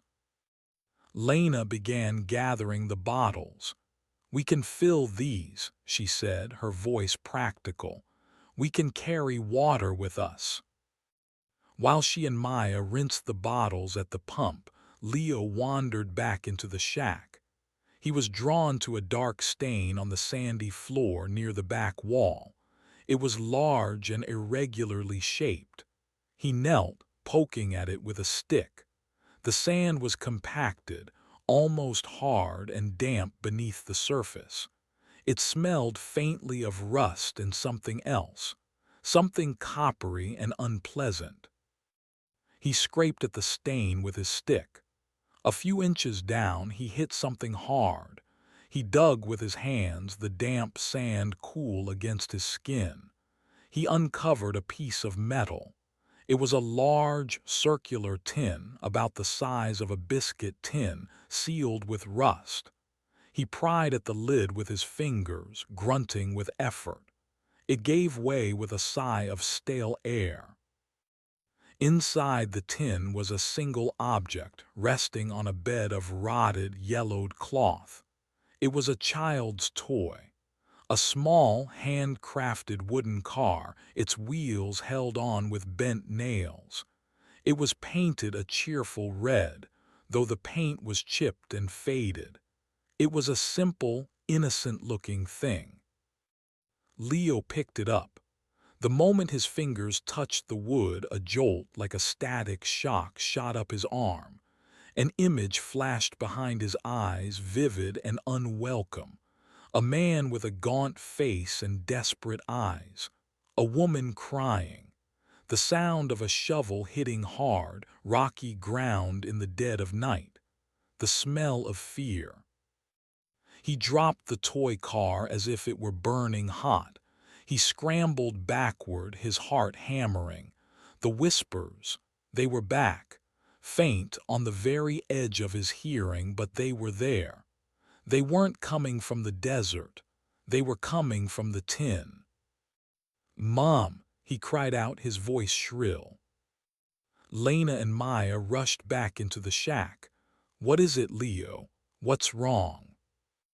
He pointed a trembling finger at the open tin, at the cheerful red toy car. "It's bad," he whispered. "It's a bad place. He's still here." Lena looked from the tin to the dark stain on the floor, and a cold understanding dawned. This wasn't just an abandoned shack. Someone had lived here, and someone had died here. The trauma of this place, the echoes of a past tragedy, had soaked into the very ground. She felt it again, that faint, familiar hum. But this time it wasn't coming from under the ground, it was coming from the water. She looked at her hands, still wet from the well. She looked at the water glistening on her children's faces, the water they had just drunk so greedily. The entity from the RV had been a parasite, a being that infested and corrupted a host system. It had been tied to the RV's power, its electronics, its engine. What if it could find a new host, a new system to infest, like the water table of an entire region, connected by 1,000,000 underground streams? The water was the blood of the land, and they had just drunk it deep into their bodies. The entity wasn't gone. It hadn't needed to plant a seed. It had simply changed its form. It was no longer a being of fire and metal. It was a thing of water and earth and memory, and it was inside them. Lena stared at the spigot outside, at the life-giving water that was now a source of absolute terror. The hum grew louder in her ears, a triumphant, silent thrum. They hadn't escaped. They had just walked from one cage into a much, much larger one. Chapter 13. The Stained Glass Saint. The realization struck Lena with the force of a physical blow. The water. It was in the water. She stared at the damp splotches on her children's clothes, at the beads of moisture on their skin, and saw not life-giving liquid but a creeping, insidious poison. The Wanderer hadn't been the source of the evil, merely its vessel. A cocoon. Now the butterfly, a monstrous, terrifying thing, was free, and it had made the entire desert its home. "Don't drink any more," she whispered, her voice tight with a new kind of panic. This was a fear far greater than being trapped in a metal box. How do you escape an enemy that flows from the ground, that you've already welcomed into your body? Maya saw the terror in her mother's eyes and understood immediately. It's in the well, isn't it? Lena could only nod, her gaze fixed on the innocent-looking pump handle outside. The hum she heard was no longer a phantom. It was real, a low-frequency thrum that seemed to resonate from the well itself, a new heart for the entity. Leo, still shaken from his encounter with the toy car, backed away from the rusted tin. The whispers had faded when his mother entered, but the oppressive feeling of the shack remained. "The man who lived here," he said, his voice barely audible. "He was scared of the water."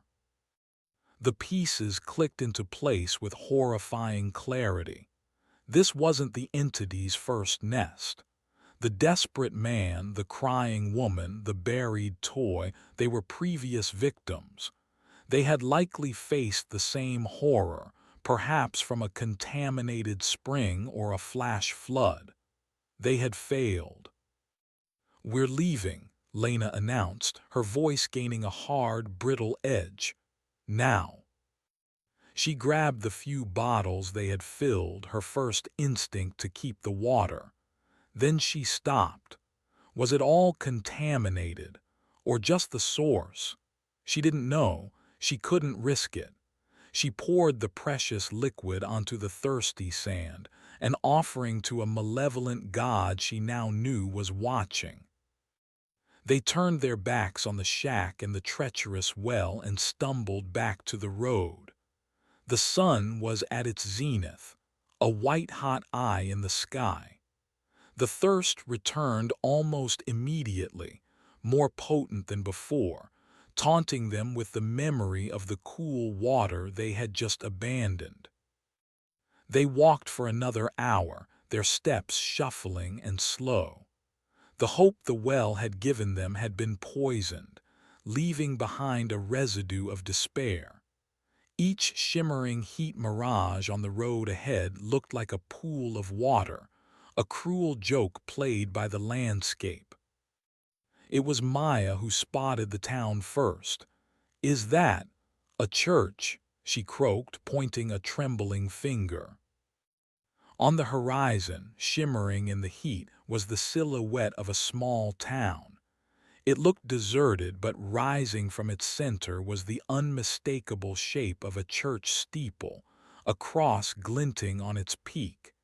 It was miles away, but it was a destination, a concrete goal, the promise of civilization, of other people, of clean, bottled water from some other place. The sight gave them a new surge of energy. They leaned on each other, a three-person caravan of misery, and focused on putting one foot in front of the other. As they drew closer over the next agonizing hour, the town revealed itself to be a husk, a ghost town. Windows on the simple clapboard buildings were boarded up or broken. Doors hung open on rusted hinges.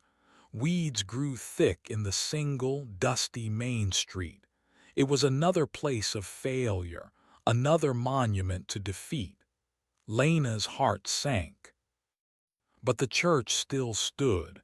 It was a simple stone structure, its steeple defiant against the sky. Its wooden doors were shut but not boarded. It looked maintained. "Maybe someone's here," Lena breathed, a fragile hope rekindling. They pushed open the heavy doors. They swung inward with a low groan, revealing the cool, dim interior. The air inside was still and smelled of old wood, dust, and melting wax. Rows of simple wooden pews faced a modest altar. It was a place of peace, a stark contrast to the hostile world outside. But the most striking feature was the stained glass window behind the altar. It was a magnificent piece of art, depicting a saintly figure in robes of brilliant blue and crimson. The saint's hands were outstretched in a gesture of blessing, and his face was serene, his eyes kind. At his feet, a spring of water flowed, rendered in beautiful, rippling blue glass. The inscription at the bottom read, Sanctus Aquarian, Patronus Desideri, Saint Aquarian, patron of the thirsty. Lena felt a wave of relief so profound her knees went weak. A church, a saint of water, this was a sanctuary. "Hello," she called out, her voice echoing in the nave.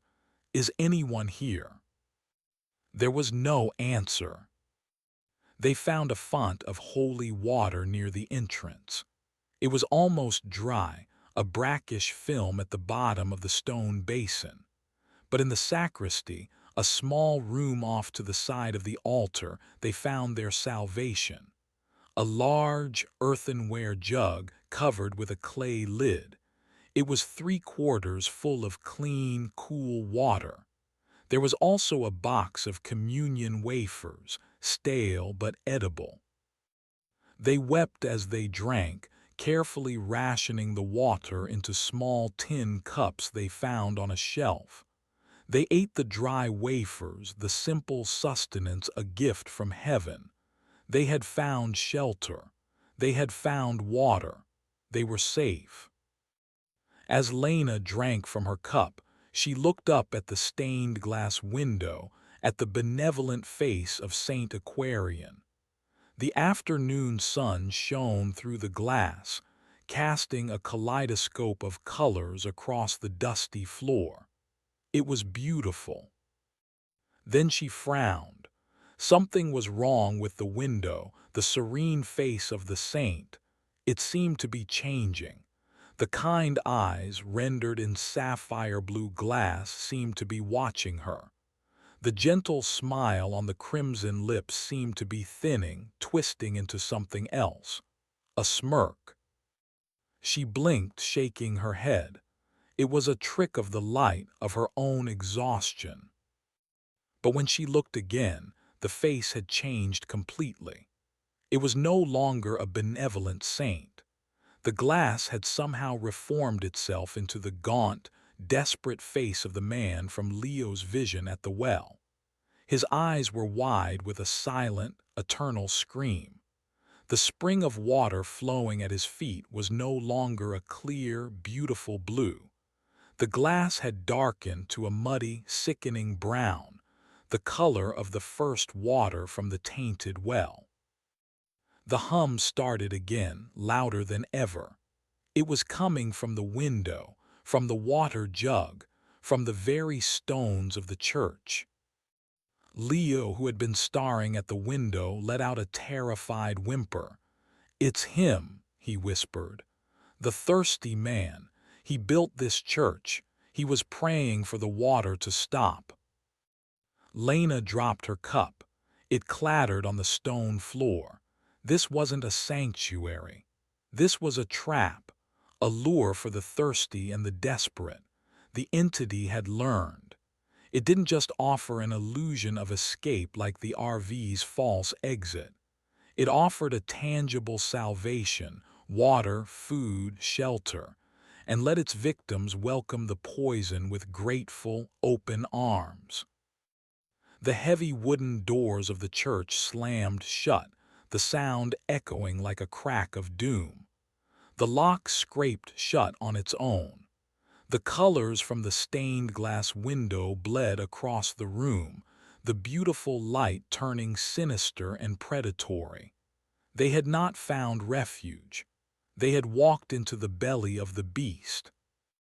Chapter 14. Hymns in a Drowning Room.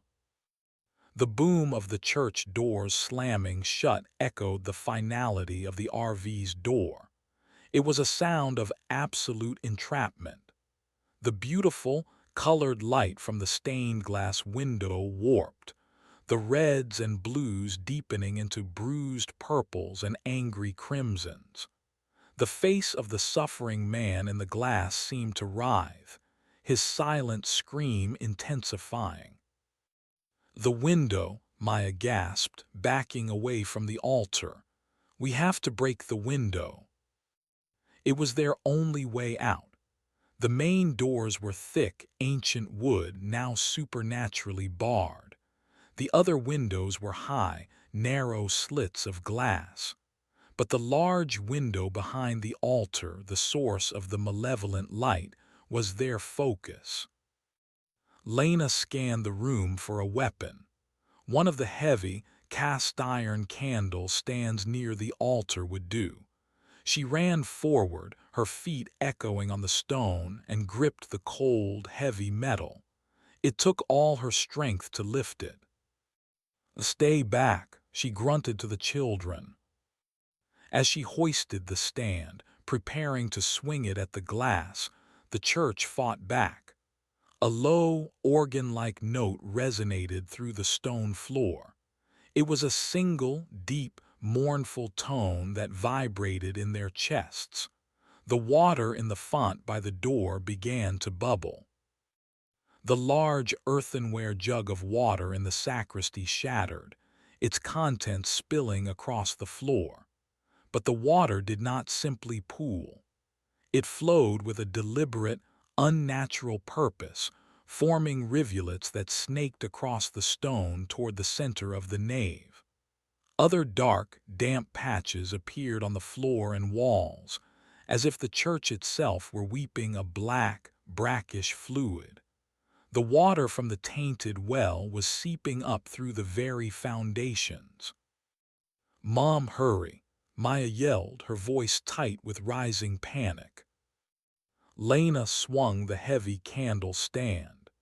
It flew from her hands and struck the stained glass window with a tremendous crash. But the glass did not shatter. The metal stand bounced off the window as if hitting solid stone, clattering uselessly to the floor. Not a single crack appeared in the image of the screaming man. The organ note deepened, joined by a second, discordant tone, forming a horrifying chord. The rivulets of water on the floor were coalescing, rising, forming into sluggish, waist-high shapes. They were vaguely humanoid, but their forms were constantly shifting, like churning, muddy water. They were featureless, headless, but they had arms that reached for the family, their watery appendages elongating and retracting. The water was animating. The entity was giving it form. "Get on the pews," Lena screamed. They scrambled onto the polished wood of the nearest bench, their feet clear of the grasping, watery shapes that now patrolled the aisles. The things were slow, but they were relentless. They flowed around the pews, their muddy forms sucking at the wood. The air grew thick and humid, heavy with the smell of damp earth and decay. Leo, huddled between his mother and sister, whimpered, his eyes squeezed shut. "They're singing," he whispered. Lena listened. Beneath the groaning organ notes there was another sound. A chorus of voices, faint and gurgling, seemed to be coming from the watery creatures. They were singing a hymn, but the words were distorted, the melody a dirge. It was a choir of the drowned, the past victims of this place, their voices now enslaved to the entity. "What do we do?" Maya asked, her eyes darting between the shambling water creatures and the unbreakable window. They were trapped on a small wooden island in a rising tide of horror. Lena's mind raced. The RV had a heart, a physical core they could destroy. But what was the core here? The church itself. The well outside, the window. The entity had evolved. It was decentralized, diffused. It was everywhere. Her eyes fell on the altar. It was a simple stone block covered with a heavy embroidered cloth. On it sat a large, leather-bound Bible, and next to the Bible was a small, ornate silver box, a reliquary. What would a saint of the thirsty, a figure born of this cursed land's desperation, have as a holy relic? Ignoring the grasping water things below, Lena leaped from their pew to the next, moving closer to the altar. The creatures surged toward her, their gurgling hymn rising in volume. She made another leap, landing on the altar steps, then scrambled onto the altar itself. She snatched the silver box. It was surprisingly heavy and cold to the touch. A simple latch held it shut. With trembling fingers, she opened it. Inside, nestled on a bed of faded, threadbare velvet, was not a piece of bone or a scrap of cloth. It was a handful of dry, cracked earth, mixed with what looked like coarse white sand. And nestled within the earth was a single, jagged shard of dark, smoky quartz, pulsing with a faint, malevolent light. This was the heart, not a parasite from a lab, but something ancient, something terrestrial, a piece of the land itself, a focal point for its pain and thirst. The thirsty man hadn't built a church to pray for water. He'd built it as a prison, a containment unit for this cursed stone. And he had failed. "It's here," Lena yelled, holding up the box. "This is it." The moment she touched the quartz shard, the entity focused its full attention on her. The hymn stopped. The organ notes fell silent. The water creatures froze. The screaming face in the window turned its gaze directly on her. The pressure in the room became immense, a physical weight trying to crush her. She felt a voice in her mind. It wasn't a whisper. It was a vast, ancient, and deeply patient consciousness. It showed her images. The desert when it was a shallow sea. The slow evaporation over millennia. The thirst of dying creatures, their agony soaking into the rocks. It was the collected despair of a billion dying things, coalesced into a single, malevolent will. And it was offering her a deal. "Serve me," the voice boomed in her thoughts, a voice of grinding stone and drying mud. "I will give you an oasis, a world of water for you and your children. No more thirst, no more running, just peace, just drink." The altar beneath her began to grow damp. A small pool of crystal-clear, perfect water welled up around the Bible. It looked cool and inviting. A single sip and it would all be over. She would join the choir. She would be at peace. She looked at the water. Her throat was a desert. Her body ached with dehydration. The offer was so tempting. Then she looked past the altar, at her children, their faces pale with terror, huddled together on the pew. She saw Graham's face in her mind, wreathed in flame. He had not died for her to surrender. With a scream of defiance, she threw the quartz shard from the reliquary box onto the stone floor in front of the altar. She grabbed the heavy Bible, its pages filled with words of faith and fire, and raised it high. "Maya, the communion wafers," she shrieked. "Throw them." Maya didn't understand, but she obeyed. She grabbed the box of stale wafers from the sacristy shelf where they'd left it and began throwing them, scattering the dry, white discs across the watery creatures and the damp floor. Lena brought the heavy Bible down with all her force, smashing it onto the quartz shard. The shard didn't break, But the impact of the holy book, a symbol of a rival faith against the pagan hearthstone, created a violent discharge of energy. The stone glowed white-hot, and the wafers, symbols of a body, began to act. Where they landed on the water creatures, they did not dissolve. They began to absorb the moisture with an unnatural speed, sizzling like drops of water on a hot skillet. The watery forms began to shrink to steam, their gurgling song turning into a hiss of agony as they were unmade. The church was a sacred space, and they were using its own symbols, its own power, against the intruder. The entity in Lena's head roared in fury.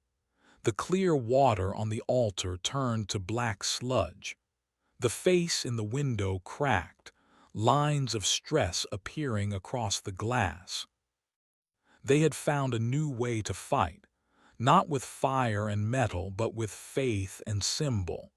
But the entity was ancient, and its rage was growing. The battle for the church, for their very souls, had just begun. Chapter 15. The Salt and the Word. The church became a battlefield of esoteric energies. Lena, standing on the altar, became the focal point of the entity's rage. The pressure in her mind was immense, a battering ram of pure malice trying to break her will. The voice was gone, replaced by a deafening, silent scream of fury. The stained glass window began to crack and bleed, its colors running like watercolor in a downpour, the image of the screaming man dissolving into a chaotic vortex of light and shadow. Below, Maya continued to throw the communion wafers. Each one that landed on a water creature or in a puddle caused a violent, hissing evaporation. The shambling forms shrank, their gurgling hymns turning to shrieks of steam. But for every one that was destroyed, more black water would seep from the stones of the floor to replace it. They were fighting a tide that had an endless ocean behind it. "Mom, it's not enough," Maya cried, her arm aching. "They keep coming." Lena's mind under assault was surprisingly clear. The entity's direct attack was focusing her, sharpening her thoughts. Salt, a word surfaced from a half-forgotten documentary about ancient rituals. Salt purifies, it preserves, it creates barren ground where nothing can grow. "Leo," she yelled, her voice straining against the psychic pressure. "The bottles in the shack." Leo looked at her, his eyes wide with fear. "The bad place." "Yes, the bottles we found.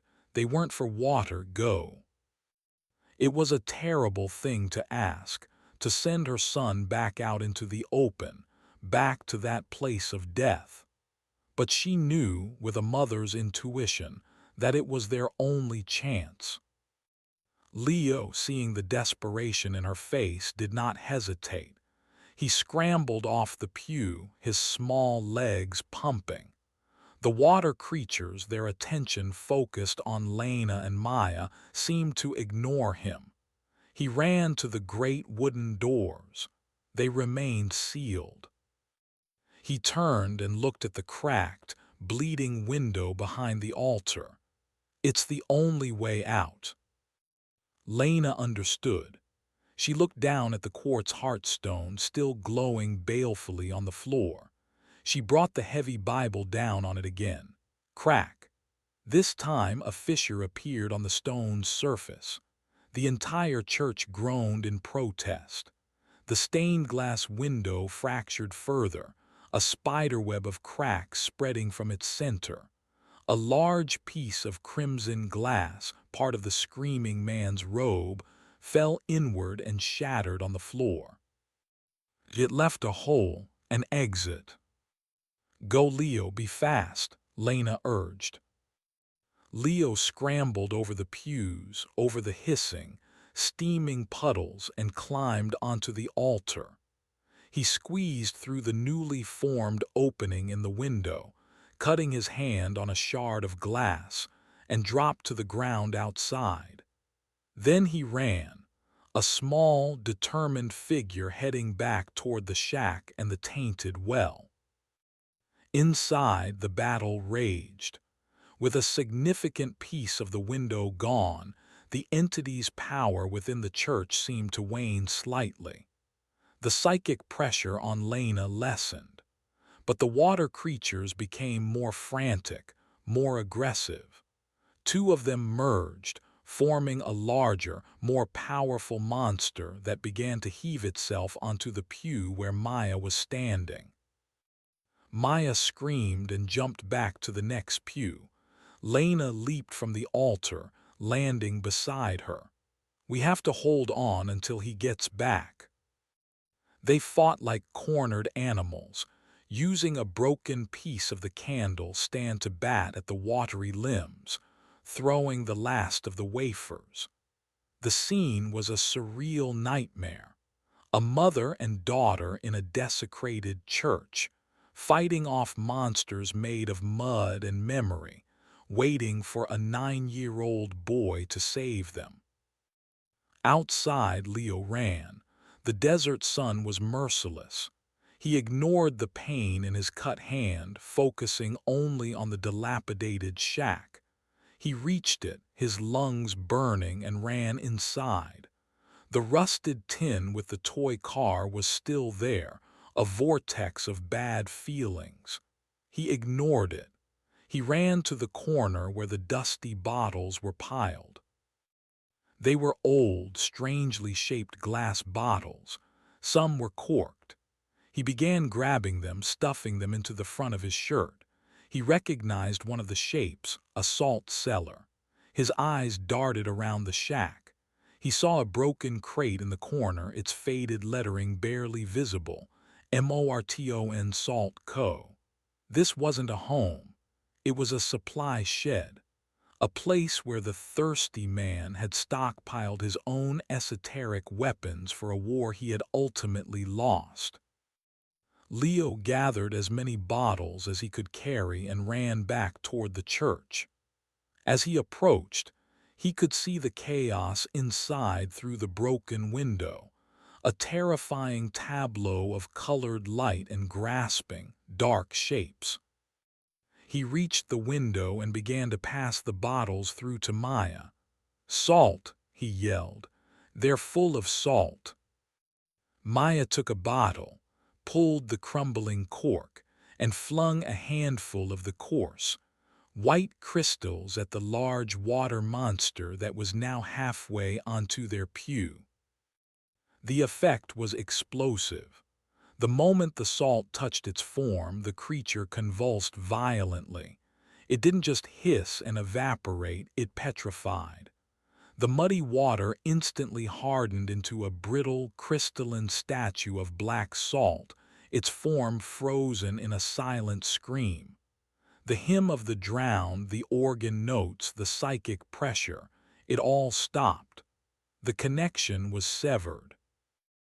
The entity let out a final, piercing shriek that seemed to shake the foundations of the desert itself. The remaining water creatures on the floor collapsed, their forms dissolving into inert, muddy puddles. The light from the window returned to normal, the beautiful colors shining benevolently on the scene of destruction. The heart stone on the floor went dark, its inner light extinguished, now just a worthless piece of rock. A silence. Lena, Maya, and Leo stood amidst the wreckage, breathing heavily. The floor was littered with shattered glass, chunks of hardened salt, and pools of mud. They had done it. They had won. Lena walked over to the dark quartz shard and nudged it with her foot. It was cold and dead. She picked it up. It felt inert, its power gone, but she knew it wasn't destroyed. They had merely forced the entity to retreat, to pull its consciousness back from this place, to sink back into the deep, dark water under the earth. They were not safe. They had just survived one battle in a war that would span the entire desert. She led her children out through the broken window, back into the harsh, clean sunlight. They didn't look back.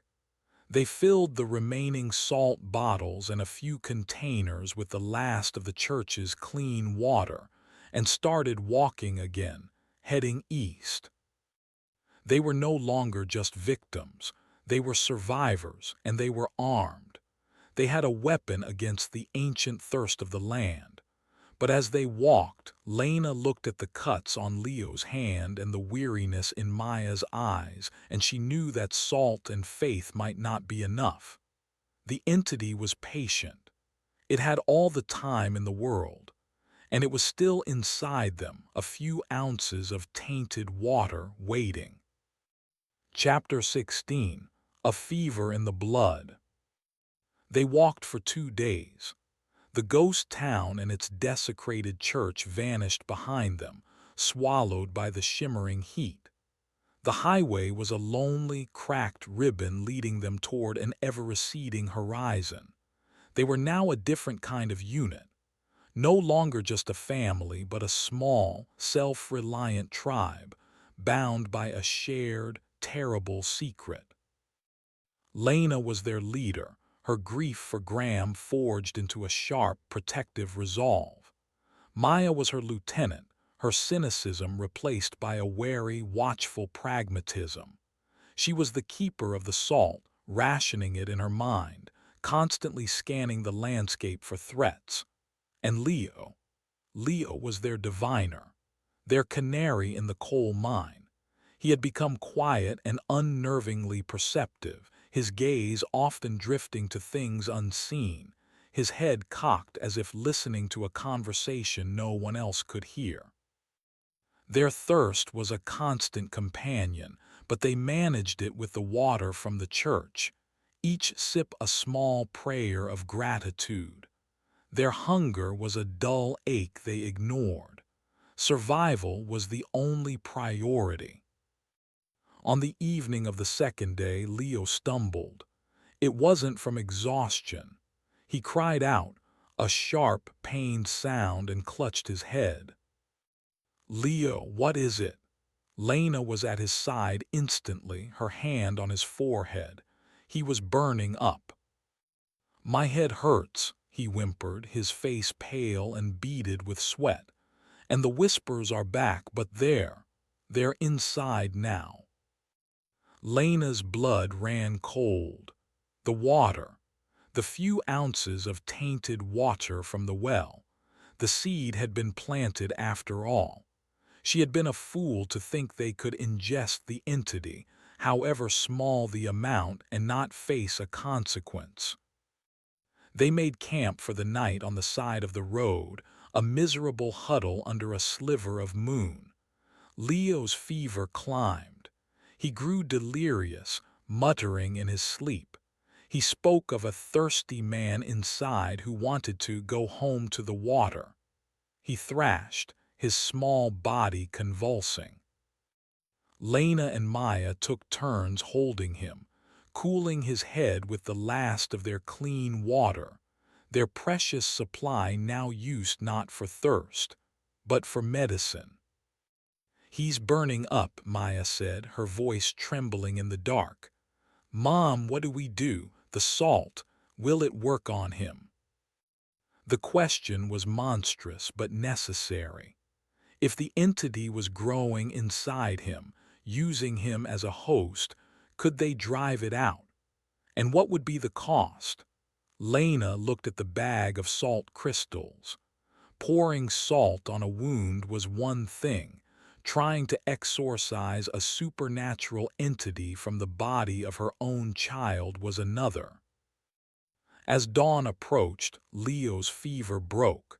He fell into a deep, peaceful sleep. Lena and Maya, exhausted and emotionally shattered, watched him, their relief tempered by a profound dread. This was just the beginning. The entity wasn't trying to kill him. It was trying to change him, to make him a vessel. When Leo woke, the sun was high in the sky. He sat up, his eyes clear.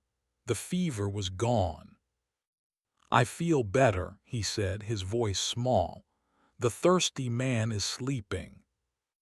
Lena hugged him, a fierce, protective embrace. "We're going to get you help, Leo. We're going to find a doctor."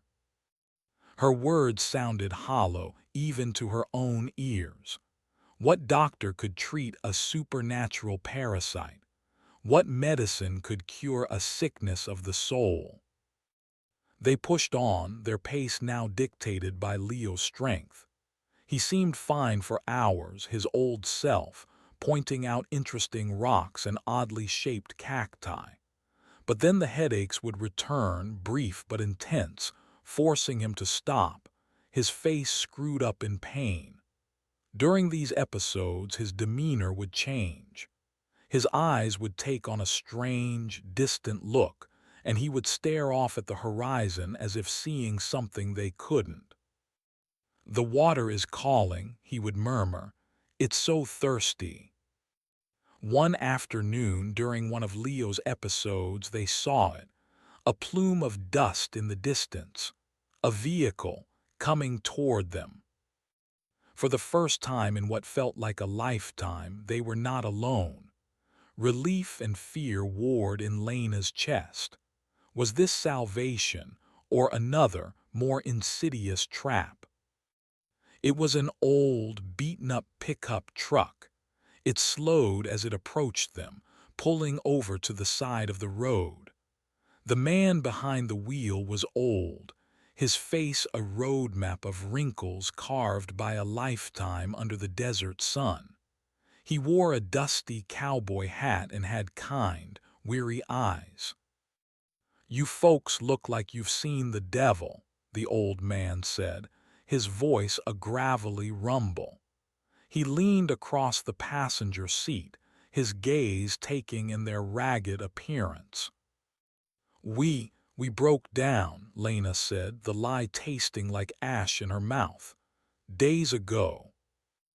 "I reckon so," the man said, his eyes lingering on Leo, who was staring at the truck's grill with a strange intensity. "Town's another 20 miles. Name's Jebediah. Hop in. I'll give you a lift." The offer was a godsend, but Lena hesitated. She looked at Jebediah, trying to read him. Was he just a kind stranger, or was he something else? She remembered the man on the CB radio, the one who had known about the Wanderer. There were others out here who knew the desert's secrets. "Where are you headed?" she asked, trying to keep her voice level. "Just mackin' my rounds," Jebediah said vaguely. "Checking the lines." "What lines?" Maya asked. Jebediah's kind eyes hardened slightly. He looked from Lena to Maya and then back to Leo. "The salt lines," he said, his voice dropping. "There's a sickness in the water, an old thirst. Some of us. We try to keep it penned in." Lena's heart leaped. He knew. This man knew. He wasn't a random stranger. He was a soldier in the same war. "Please," Lena said, her voice breaking with the weight of her ordeal. "My son. He's sick. He drank the water." Jebediah's face fell, the weariness in his eyes deepening into a profound sorrow. He looked at Leo with an expression of pity and fear. "Get in," he said, his voice grim. "Get in now. We have to get him to the circle." He kicked open the passenger door. As they climbed into the cab of the truck, the smell of dust and old vinyl mixed with another, sharper scent. The truck bed, Lena saw, was filled with heavy sacks of rock salt, and painted in faded white letters on the dashboard was a single, stark word: containment. Chapter 17. The Circle of Salt. The ride in Jebediah's truck was surreal. The familiar rumble of an engine, the feeling of movement without effort, was a disorienting luxury after days of walking. The cab was cramped, the three of them squeezed onto the bench seat. Leo sat between his mother and the door, his small body rigid, his eyes fixed on the passing desert. "How did you know?" Lena asked, her voice low so Leo wouldn't hear. "Lived out here my whole life," Jebediah said, not taking his eyes off the road. "My granddaddy told me the stories of the thirsting below. An old thing sleeping under the sand wakes up every few decades, taints a spring a well tries to spread. Usually it's just a sickness of the mind, makes folks paranoid, greedy for water, makes them turn on each other. But this time," he glanced at Leo, "this time feels different, more aggressive, it's learning." "We were in an RV," Maya blurted out. "It got inside the machine. It became the machine." Jebediah nodded slowly, a grim understanding dawning on his face. "Figures, it's always been a thing of the earth. Rock, water, now it's learning metal, learning wires, that's bad, that's real bad." He explained that he was part of an informal network, a handful of old families scattered across the county who served as keepers. They maintained the salt lines, trenches and barriers of rock salt poured around tainted wells and springs to try and contain the entity's influence, to keep its consciousness from spreading through the water table. They were fighting a holding action, a battle of attrition against an enemy that couldn't be killed. "The circle," Lena prompted. "You said we have to get him to the circle." "There's a place," Jebediah said, his knuckles white on the steering wheel. "A dry lake bed, high concentration of natural salt pans. The thirsting below can't get a purchase there. Its influence is weak. It's the only place we've found where we can purge the sickness." "You can cure him." Hope, fierce and desperate, surged in Lena. Jebediah was silent for a long moment. "We can try," he said finally, his voice heavy. "It ain't a cure like for a fever, it's an exorcism, a fight, and the thirsting. It doesn't give up what it holds without a struggle." As he spoke, Leo began to stir. He let out a low moan, his body stiffening. "It's close," he whispered, his voice sounding deeper, flatter, not his own. "The salt, it burns." Jebediah glanced at him, his expression grim. "It knows where we're going. Hold on to him." He turned the truck off the main highway, onto a barely there dirt track that wound its way into the low, sun-blasted hills. The ride became rough, the truck bucking and rattling. Leo began to thrash, his small hands clawing at the door handle. "I want to go home," he screamed, his voice a grotesque parody of a child's tantrum. "I want the water." Maya grabbed him, wrapping her arms around his small, wiry body. He fought with an unnatural strength, hissing, his face contorted. "Let me go. The salt man is bad. He wants to dry me out." Lena watched in horror as her son was twisted into a mouthpiece for the entity. This was the fight Jebediah had spoken of. It was already beginning. They crested a hill and the landscape opened up below them. It was a vast, circular basin of cracked, white earth that stretched for miles, shimmering under the sun. The dry lake bed. In the center of the basin was a small collection of trailers and makeshift structures. As they descended into the basin, Leo's struggles intensified. He screamed, a high-pitched, inhuman sound of rage and pain. The air in the truck grew heavy and cold. The windows began to fog over with a greasy, brackish condensation, despite the dry heat outside. "We're almost there," Jebediah grunted, fighting the wheel. "Don't let it win. Talk to your boy. Remind him who he is." Lena leaned over, putting her face close to Leo's, her heart breaking. "Leo, honey, it's Mommy. Remember our apartment. Remember your red bicycle. Remember Dad teaching you to skip stones."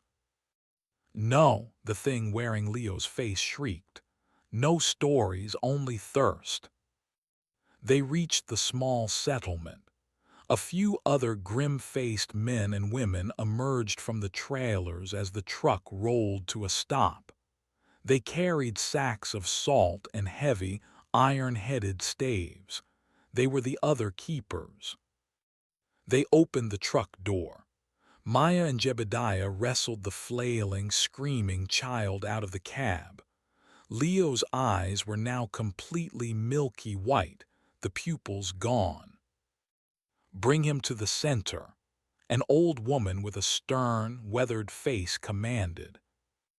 They dragged Leo toward the absolute center of the dry lake, where a large, perfect circle had been drawn in the salt-crusted earth. The ground inside the circle was pure, crystalline white. The moment they crossed the line into the circle, Leo collapsed. His body went limp, the fight seeming to drain out of him. He lay on the white ground, panting, his eyes fluttering shut. "Is it over?" Maya asked, her voice trembling. The old woman shook her head, her expression dire. "No, child," she said, her voice like gravel. "It has just pulled back to gather its strength. The real fight begins at sundown. Tonight we see if your brother's soul is strong enough to cast out the devil he drank." Chapter 18. The Thirsting Below. The settlement on the dry lake bed was a grim, functional place. It was not a town, but a watch post. The handful of people who manned it, the keepers, moved with a quiet, weary purpose. They offered Lena and Maya water from a sealed plastic tank, water trucked in from 100 miles away, and food in the form of dried, salted meat. There was no comfort here, only a shared, grim understanding of the enemy. Leo slept in the center of the salt circle, his small body curled up on the crystalline ground. He seemed peaceful, but it was the unnerving stillness of a battlefield before the charge. The old woman, whose name was Esther, introduced herself as the leader of this small band. She explained the ritual they were about to undertake. "The thirsting below is a creature of want," she said, her voice low as she, Lena, and Maya sat in the shade of a dusty awning. "It promises to fill a void. Water for the thirsty, companionship for the lonely, purpose for the lost. To drive it out, the host must reject the promise.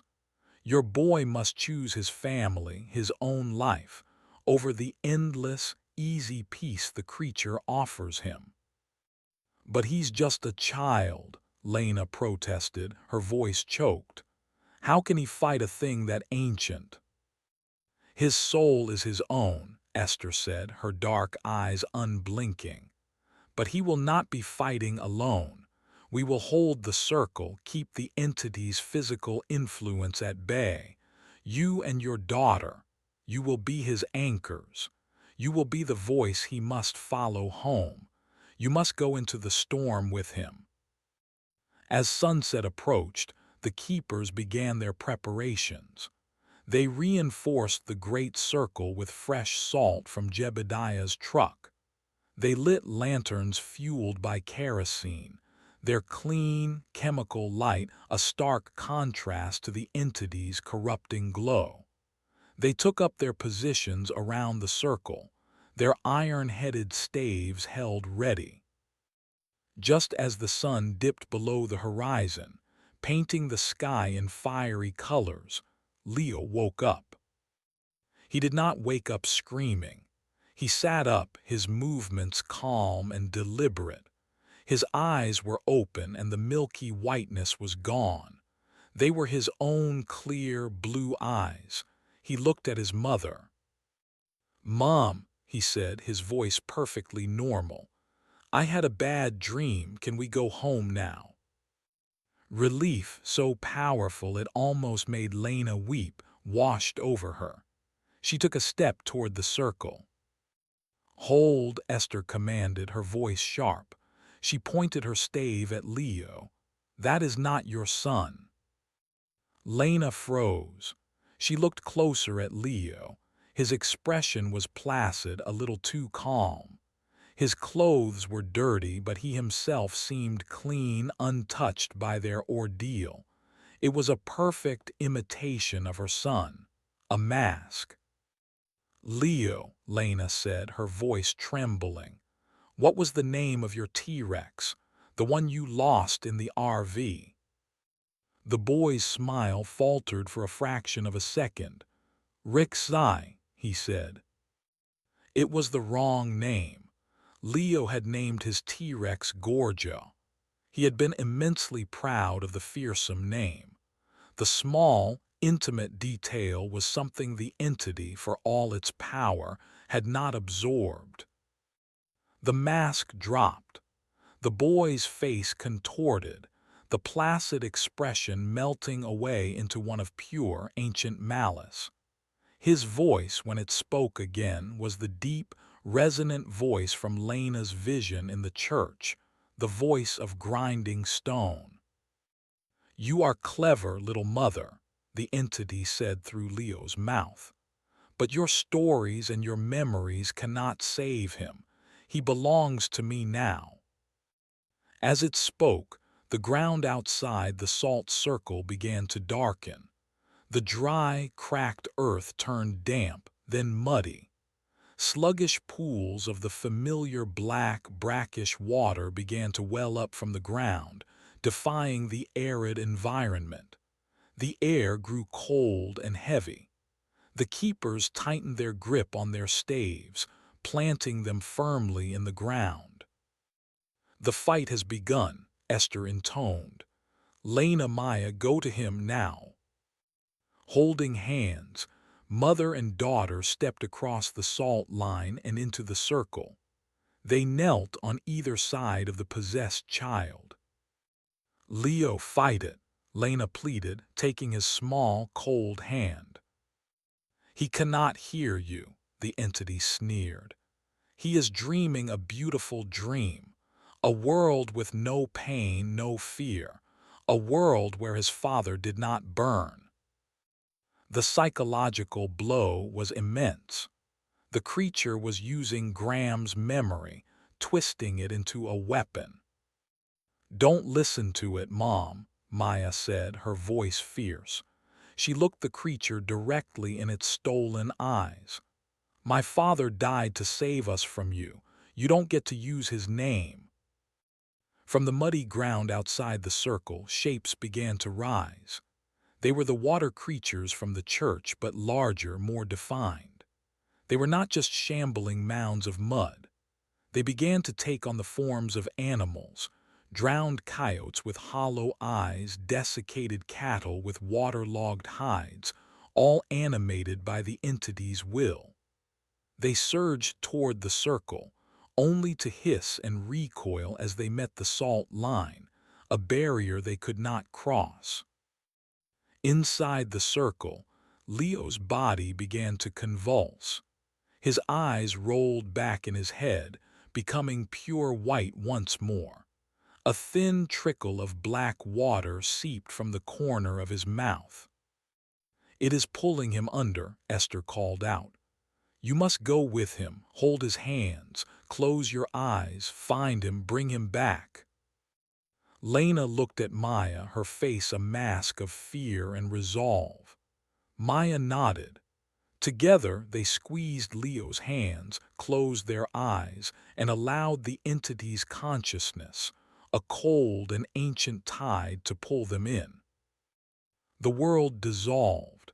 The sounds of the keepers, the hissing of the salt, the light of the lanterns, it all faded away. Lena and Maya found themselves standing in a gray, featureless landscape under a perpetual twilight. The ground was soft and yielding like damp sand. In the distance, a vast, dark, silent ocean stretched to the horizon. This was the creature's mind, the collective unconscious of the thirsting below. And on the shore of the dark ocean, a small figure was walking toward the water. It was Leo. He was whole and happy, and walking beside him, holding his hand, was a shimmering, idealized figure of Graham. "It's okay, son," the phantom Graham was saying. "There's no more fire here, no more running, just peace. Just come for a swim with me." Leo was smiling, ready to follow his father into the silent, black water.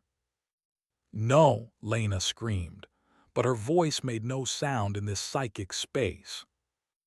She and Maya began to run across the sand, trying to reach him before he stepped into the ocean, before he was lost to them forever. This was the real battle, not a fight of salt and iron, but a race for a child's soul on the shores of oblivion. Chapter 19.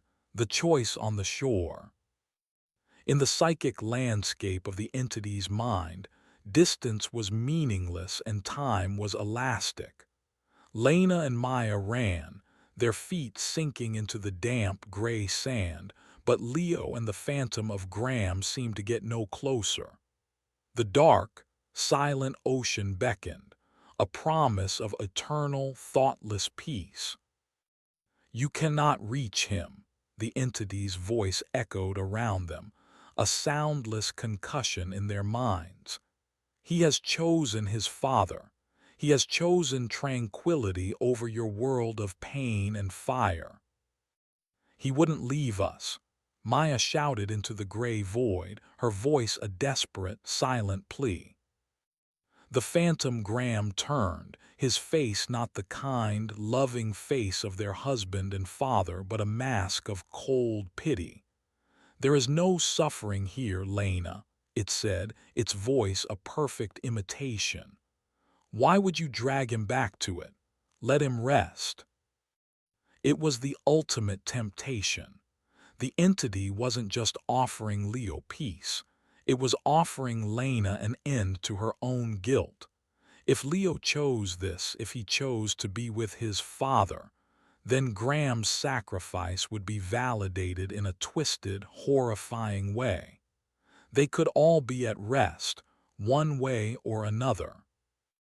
Lena faltered, her phantom feet slowing in the sand. The thought was seductive. An end to the running, an end to the fear. Then she saw Maya stumble and fall beside her, tears of silent frustration streaming down her face. Maya, who had been so strong. Maya, who had fought beside her. In that moment, Lena saw the future the entity offered. Not peace, but an eternity of solitary grief. The entity would consume Leo, and she and Maya would be left with nothing but the memory of their surrender. A fire ignited in her soul, the same fire of defiance from the church. "You are not him," she screamed at the phantom, channeling all her love, all her rage into the silent words. Graham was a builder, he fought. He would never surrender, and he would never ask his son to. She stopped trying to run. She stood still on the gray shore, closed her eyes, and reached out not with her hands but with her heart. She didn't focus on Leo. She focused on a memory. She conjured the memory of Leo's 6th birthday. Graham had built him a ridiculous, overly engineered go-kart. It had been a disaster. A wheel had fallen off and it had collapsed. Leo had burst into tears, his big day ruined. But Graham hadn't gotten angry or frustrated. He had sat down in the grass, pulled Leo into his lap, and together, using the wrong tools and a lot of laughter, they had fixed it, turning the broken go-kart into a lopsided, stationary spaceship. They hadn't fixed the machine. They had fixed the moment. She poured all the emotion of that memory, the love, the laughter, the smell of cut grass, the feeling of Graham's arms around their son, out into the gray landscape.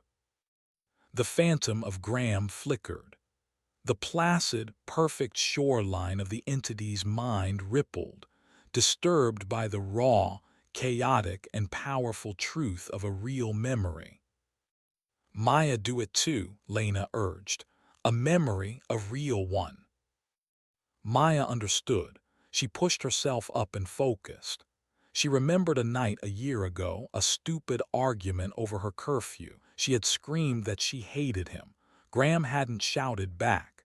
He had just waited until she was done, and then he'd quietly come to her room and told her, "I know you don't, but it's my job to be the bad guy sometimes because it's my job to keep you safe, even when you hate me for it." The memory was painful, laced with regret, but it was real. It was their truth. The combined force of their memories, so full of imperfect, messy, beautiful love, was like a bomb going off in the sterile, placid world of the thirsting below. The phantom of Graham screamed, its form dissolving, melting away not into nothing but into a shambling, featureless creature of churning black water, its true form. The dark ocean roiled, its surface breaking. Leo stopped at the water's edge. He turned, his eyes wide, and saw the creature standing where his father had been.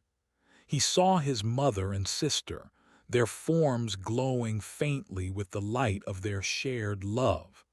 He saw the lie and he saw the truth. He made his choice. He turned his back on the dark water and ran, his small legs pumping back toward them.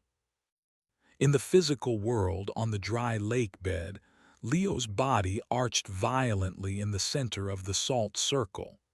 He let out a piercing scream, a real scream, his own voice, full of pain and terror. A fountain of black, viscous water erupted from his mouth, spattering onto the pure white salt. The water hissed and steamed, petrifying into a jagged, ugly sculpture of black crystal. The creatures outside the circle, deprived of their psychic anchor, collapsed into inert puddles of mud. The cold air warmed. The oppressive presence vanished. Leo's body fell limp. His breathing was shallow, but it was his own. Lena and Maya's eyes snapped open. They were back, the gray landscape gone, the real world crashing in on them. They scrambled to their son's side. Esther and the other keepers approached the circle, their faces grim but relieved. "He did it," Esther said, her voice filled with a weary awe. "The boy's soul is strong. He cast it out." Lena gathered her son into her arms. He was light, his body frail, but he was warm. He was hers again. The entity was gone from him. "Is it over?" Maya asked, looking at the hardened black crystal on the salt. "No," Esther said, her gaze sweeping across the vast desert horizon. "It is never over. You did not kill the thirsting. You only wounded it. You shamed it. It will remember you. It will remember this family." She was right. They had won the most important battle, but the war was far from over. The entity was still out there under the sand in the water, and now its ancient, patient malice was no longer general. It was personal. Chapter 20. The Road Ahead. They stayed at the circle for 2 more days while Leo recovered his strength. He remembered the bad dream, the choice on the shore, but the memories were mercifully hazy, like a half-forgotten nightmare. The keepers treated them with a quiet, respectful distance. They were no longer just victims. They were veterans, the first people in living memory to have taken a host back from the thirsting below. On the third morning, Jebediah approached them as they prepared to leave. He had arranged a ride for them with a trucker who could take them east, out of the county, out of the desert, toward the life they had left behind. "You can't stay here," he said, his logic simple and undeniable. "It knows you. It will use the land against you. Every well, every river, every storm. It will hunt you." Esther gave Lena a small, heavy leather pouch. "Salt," she said, "from the heart of the lake bed, the purest we have. It won't make you invincible, but it will give you a fighting chance. Use it to bless your water, your home. It will be an anchor for you, a reminder of what is real." The parting was somber. Lena tried to thank them, but words failed. How do you thank people for helping you save your child's soul? She simply nodded, a promise passing between them, a promise to remember, a promise to fight. As they rode in the cab of the big rig, the desert slowly, finally, began to change.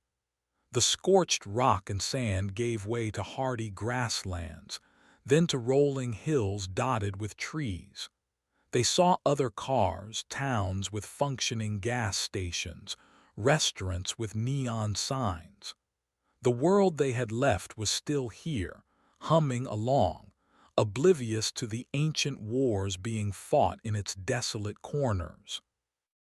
The transition was jarring. After existing in a state of pure survival, the mundane concerns of the normal world felt absurd. Credit cards, cell phone reception, the need for a new set of car keys. It was a language they had to relearn. They found a motel in a small Texas town. The first shower felt like a miracle. The simple act of turning a knob and having clean, untainted water wash away the grime of their ordeal was a baptism. But even as she stood under the hot spray, Lena found herself examining the water, looking for a shimmer of darkness, listening for a phantom hum. The fear, she knew, would never completely wash away. That night, tucked into a clean, impersonal motel bed, Maya turned to her mother in the dark. "What are we going to do, Mom?" It was the question that had been hovering over them for days. What comes after the apocalypse? "We're going to live," Lena said, her voice soft but firm. "We're going to find a new place. We're going to make a new home, and we're going to remember." "Remember him," Maya whispered. "Yes," Lena said. "We'll remember your father, not just how he died, but how he lived. We'll remember the go-kart and the stupid arguments and the way he looked when he was proud of you. We'll use the real memories to keep the shadows away." It was a vow. They would not be defined by their trauma, but by their resilience. They would carry their scars not as a burden, but as a map, a reminder of where they had been and of the strength they had found there. But their new life would be different. They were changed.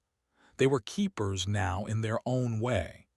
They knew the secret of the world, that ancient things slept beneath the surface, that evil was patient, and that the greatest battles were fought not with fists, but with memory and love and the choice to stand together in the dark.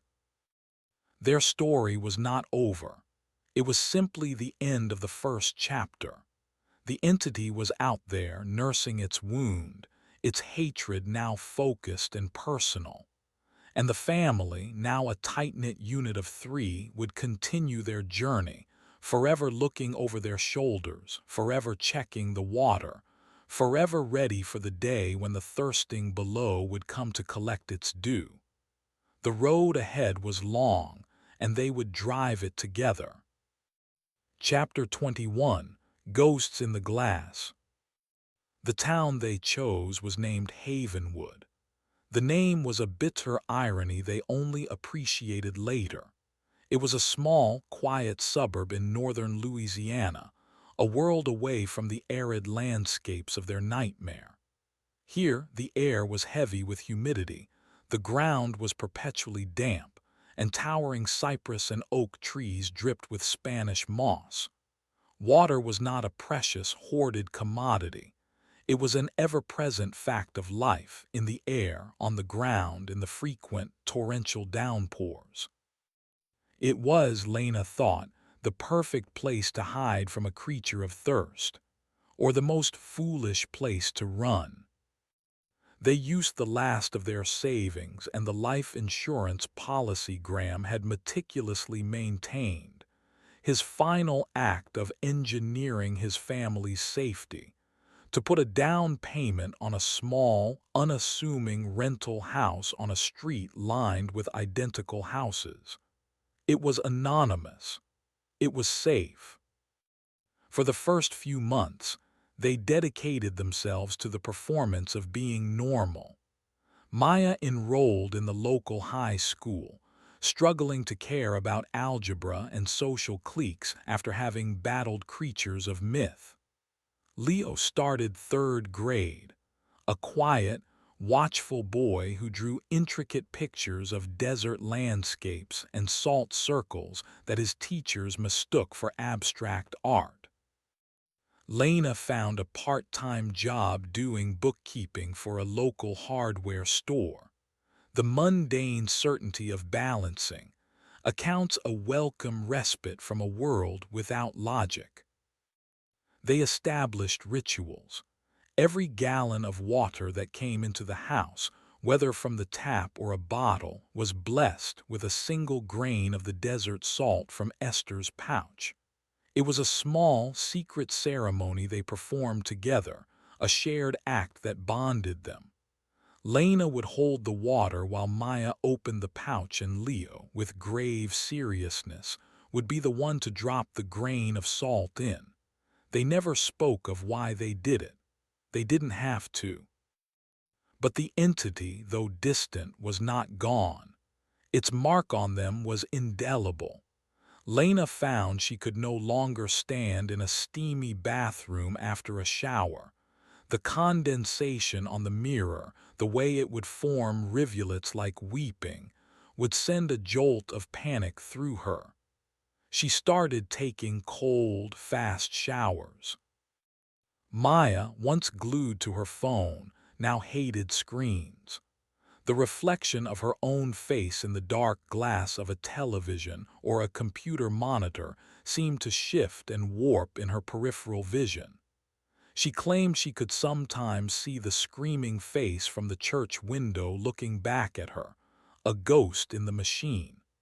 She took up running, pounding the pavement for miles every day, as if trying to outrun a shadow only she could see.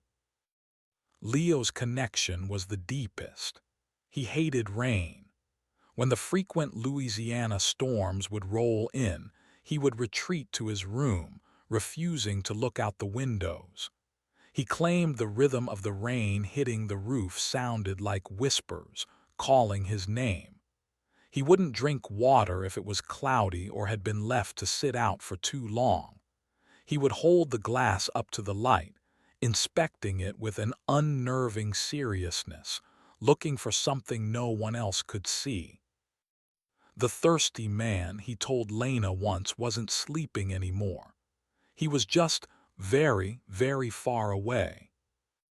One evening, about 6 months after their arrival, Lena was washing dishes. The day had been ordinary. The performance of normality had been almost convincing.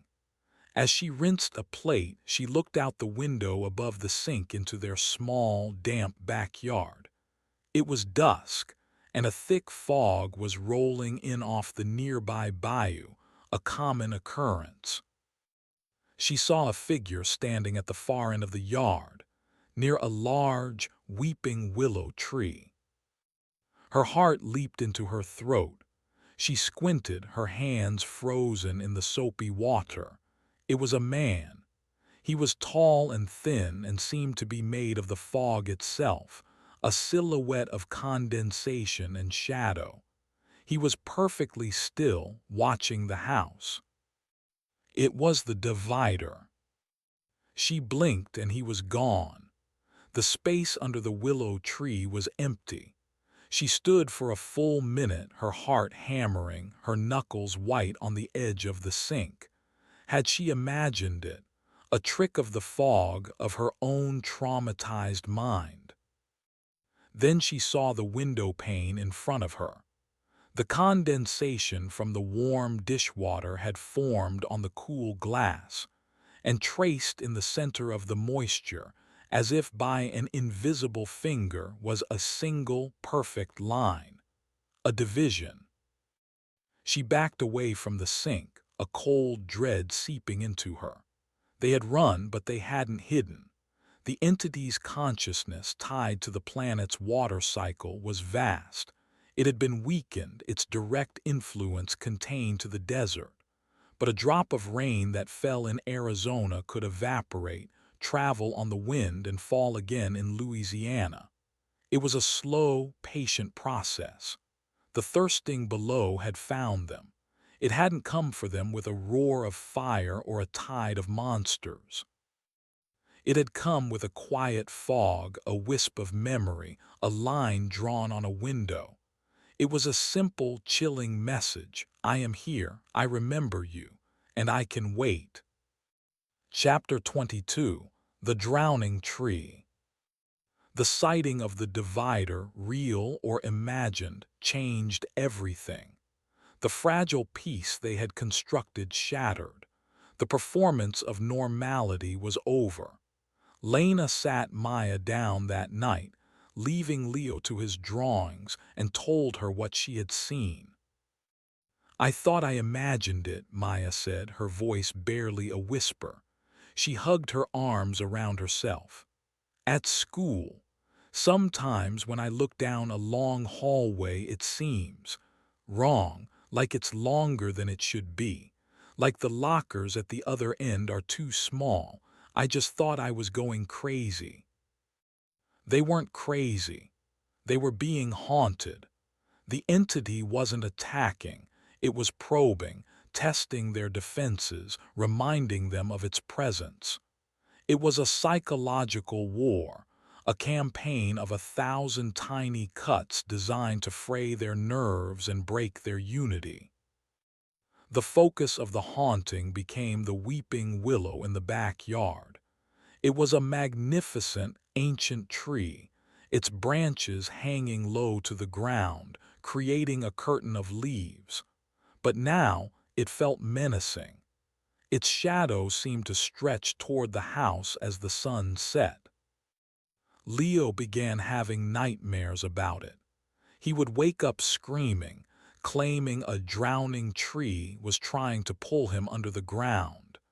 He said its roots were drinking all the water, and it was still thirsty. He refused to play in the backyard anymore. Lena, armed with Esther's salt, decided to confront it. One Saturday afternoon, she walked out to the tree. The air around it was noticeably cooler, the ground at its base unnaturally damp, almost swampy, even though it hadn't rained in days. The low-hanging branches seemed to shift and reach for her as she approached.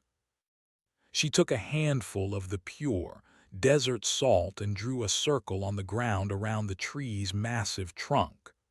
The moment the line of salt was complete, she heard a sound, a deep, groaning sigh that seemed to come from the wood of the tree itself. The damp ground inside the circle began to steam, a faint, foul-smelling vapor rising from the earth. She had been right. The tree had become a conduit, a focal point for the entity's influence in this waterlogged land. It was drawing the taint from the groundwater, concentrating it. For a few days the haunting stopped. The oppressive atmosphere in the house lifted. Leo's nightmares ceased. They had won a small victory, but their relief was short-lived. A week later, a powerful thunderstorm rolled through Havenwood. It was a violent, tropical storm that bent the trees and turned the streets into rivers. The power went out. The family huddled together in the living room, using the light from their flashlights and a few candles. In the midst of the storm's fury, they heard a tremendous crash from the backyard. Lena and Maya rushed to the back door. In a flash of lightning, they saw that the great weeping willow had fallen. But it hadn't fallen away from the house. A massive branch, impossibly large, had broken off and crashed directly onto their roof, right above Leo's bedroom. They ran to his room. He was sitting up in bed, wide-eyed but unharmed. A large, jagged crack had appeared in his ceiling, and water, dark, dirty water, was dripping through, forming a puddle on his floor. "The tree is angry," Leo whispered. "You hurt it with the salt." Lena stared at the dripping water. The entity had escalated.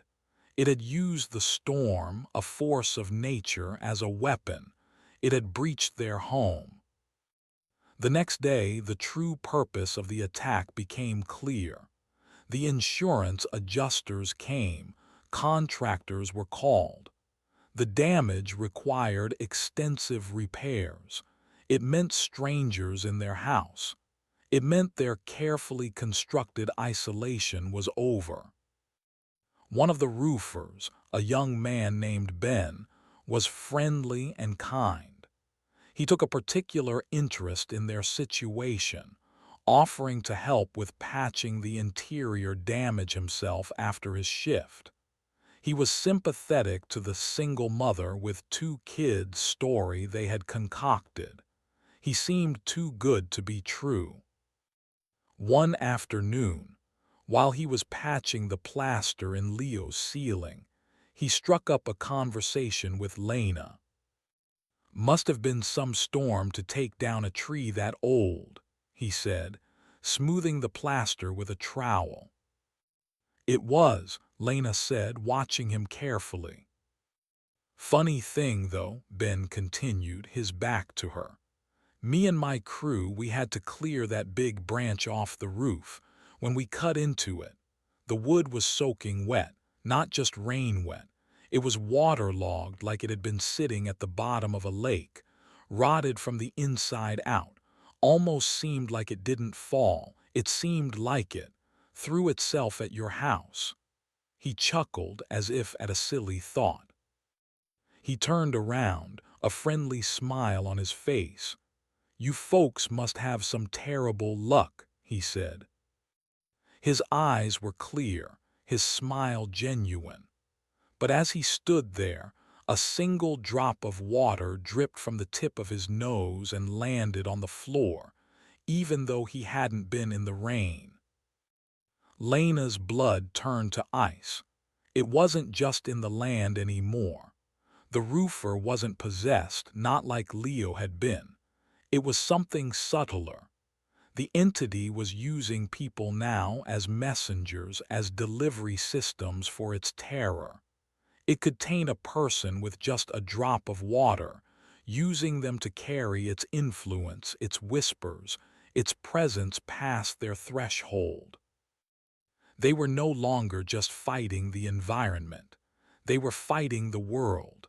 The friendly neighbor, the mailman, the grocery store clerk, Any one of them could be an unwitting agent of the thirsting below. The paranoia she had fought so hard to keep at bay began to close in. The circle of salt around her house was no longer enough.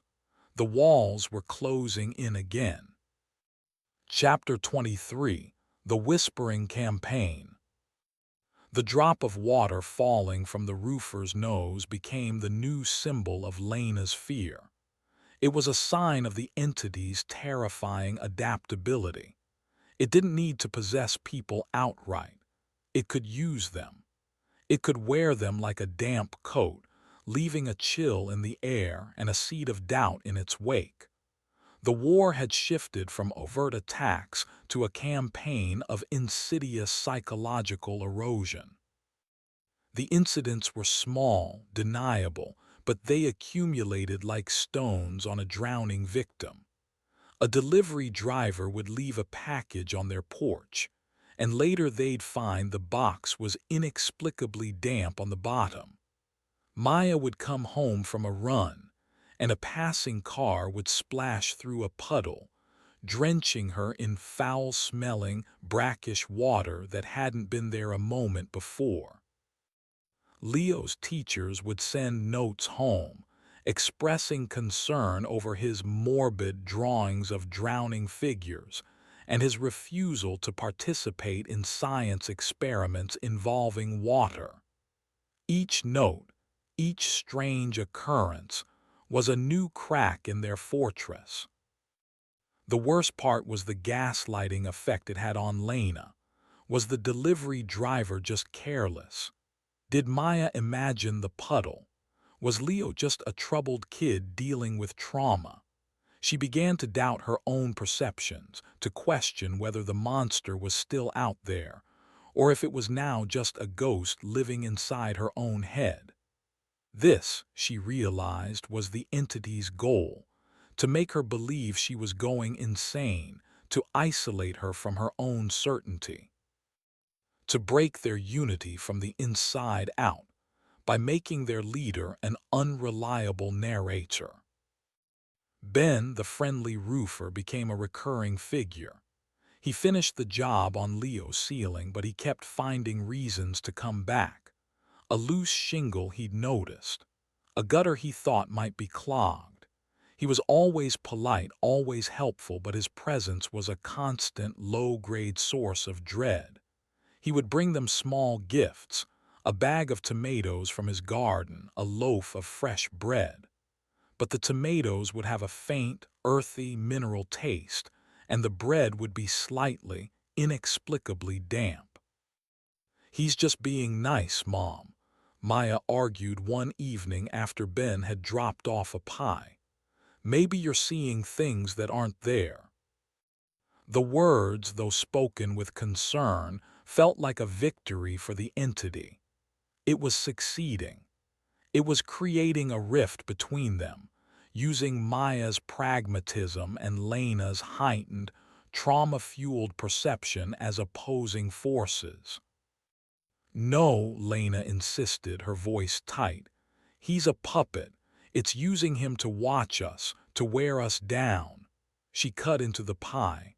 A thin trickle of murky, brown liquid oozed from the filling. Maya fell silent.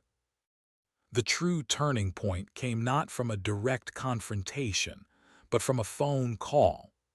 Lena, desperate for some connection to the world that understood, had spent weeks trying to track down Jebediah. The Keepers were an analog network in a digital world, almost impossible to find. Finally, through a series of calls to old landline numbers for feed stores and remote ranching co-ops in his Arizona county, she found someone who knew him. The man gave her a number for a satellite phone at the Salt Pan settlement.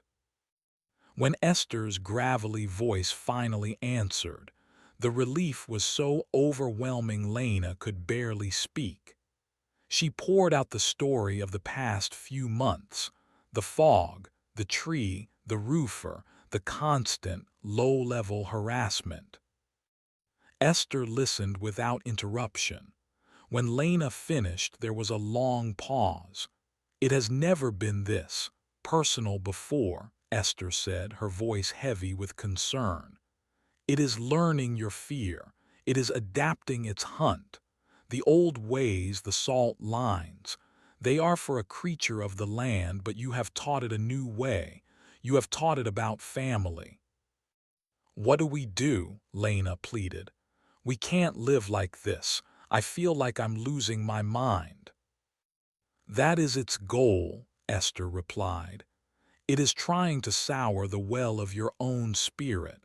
If it can make you doubt yourself, it can break your bond with your children. Then it will have them. You cannot fight this by building walls. You have taught it how to break them.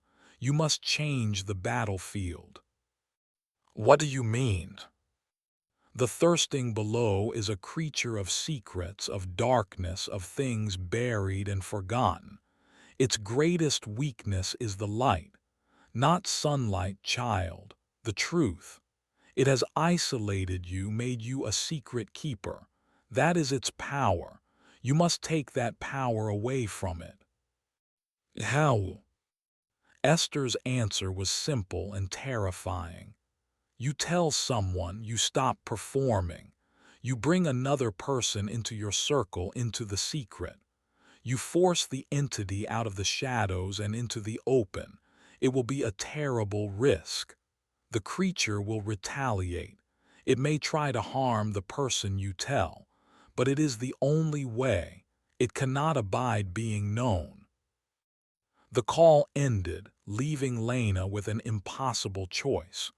Whom could she tell? Who would ever believe her? Telling someone meant endangering them.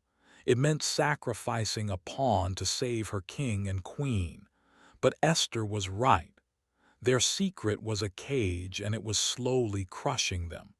To be free, they had to share the burden of the curse, even if it meant damning someone else. Her mind immediately went to Ben, the friendly, helpful roofer. The entity was already using him as an unwitting tool. What would happen if she turned the tool into a weapon? What would happen if she sat him down and told him everything? Would it be his death sentence or their salvation? The moral calculus was horrifying, but for the first time in months she had a path forward. Not a retreat, not a defense, but an attack. Chapter 24. An Unholy Baptism. The decision to tell Ben solidified in Lena's mind, a hard, cold knot of dread and determination. It felt like a betrayal, a conscious choice to pull an innocent person into her family's personal vortex of horror. But Esther's words echoed in her thoughts. It cannot abide being known.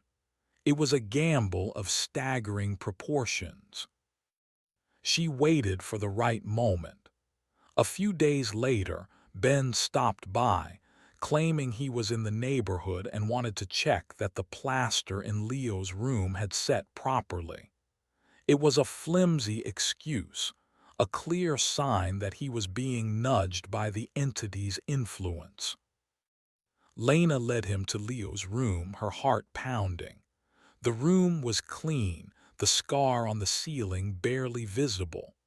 Maya and Leo were at a neighbor's house, a rare allowance Lena had made to ensure they were not present for this. It had to be her alone. "Looks good," Ben said, running a hand over the smooth plaster. "You'd never even know there was a hole there." He turned to her, his smile as warm and friendly as ever. "Well, I guess that's the last of it. No more excuses to come bother you folks." "Ben," Lena said, her voice steadier than she expected. "Can I talk to you for a minute? Please, sit down." He looked surprised, but he sat on the edge of Leo's bed. Lena remained standing, a deliberate choice to maintain a position of control. She took a deep breath. "I need to tell you something," she began. and you are going to think I'm crazy. You are going to want to get up and walk out that door and never look back. And I want you to know that you have every right to do that." She told him everything. She started with the wanderer, leaving out none of the impossible, terrifying details. She told him about the blowout, the shifting walls, the grievance. She described Graham's sacrifice, the fire, the long walk. Her voice was flat, matter-of-fact, a recitation of horrors that had become her history. Ben's smile faded, replaced by an expression of deep, confused concern. He listened, his brow furrowed, his posture tensing. She told him about the ghost town, the church, the water creatures, and the heart of stone. She told him about Leo's possession, the salt circle, and the keepers. She told him about the entity, the thirsting below, and its ancient, malevolent thirst. "And it followed us here," she said, her voice dropping. "It's in the water, in the land. It used the tree in the backyard, and Ben, I'm so sorry, but it's been using you." Ben stared at her, his face pale. He opened his mouth to speak, but no words came out. He looked like a man who had been told the sky was green. "The water," Lena continued, pressing her advantage. "The pie you brought, the tomatoes from your garden, the drop of water that fell from your nose that day. You're not possessed, you're just a carrier, a tool. It uses your natural kindness as a way to get close to us, to whisper in our ears without us knowing it's there." He stood up slowly. "Lena," he said, his voice soft, full of pity, "you've been through a terrible trauma, your husband. I can't imagine what that's like. But you're not well. You need to talk to someone, a professional." It was exactly the reaction she had expected. The rational, compassionate response of a sane man. And it was a victory for the entity. But Lena had one last card to play. She reached into her pocket and pulled out the small leather pouch Esther had given her. "I know this sounds insane," she said, "but I can prove it." She walked into the adjoining bathroom and turned on the tap, filling a glass with water. She came back into the room and held it out to him. "Drink this." He looked at the glass, then at her. "It's just water." "Drink it," she insisted. Hesitantly, he took the glass and took a sip. He swallowed. Nothing happened. He looked at her, his expression confirming his diagnosis of her delusion. "Now," Lena said. She opened the pouch and took out a single, coarse grain of the desert salt. She held it between her thumb and forefinger. "This is from a place it cannot touch. A place of pure salt, pure sterility. It's anathema to the thirsting." She flicked the grain of salt. It landed perfectly in the glass of water he was still holding. The reaction was instantaneous and violent. The water in the glass didn't just fizz, it exploded. It flash-boiled, erupting in a cloud of scalding steam. Ben cried out, dropping the glass, which shattered on the floor. But the horror was not over. Ben himself began to convulse. He clutched his stomach, a low, guttural moan escaping his lips. He doubled over, and a stream of black, viscous, foul-smelling water erupted from his mouth, splattering onto the floorboards. It was the same substance that had poured from Leo in the salt circle. The water he had just drunk, tainted by the entity's subtle influence on his body, had been violently exorcised by the pure salt. He collapsed to his knees, gasping and choking, his body trembling uncontrollably. He stared at the black puddle on the floor, then up at Lena, his eyes wide with a terror that finally mirrored her own. What was that?" he gasped, his voice raspy. "That," Lena said, her heart aching with a mixture of pity and grim triumph, "was the truth. The secret was out.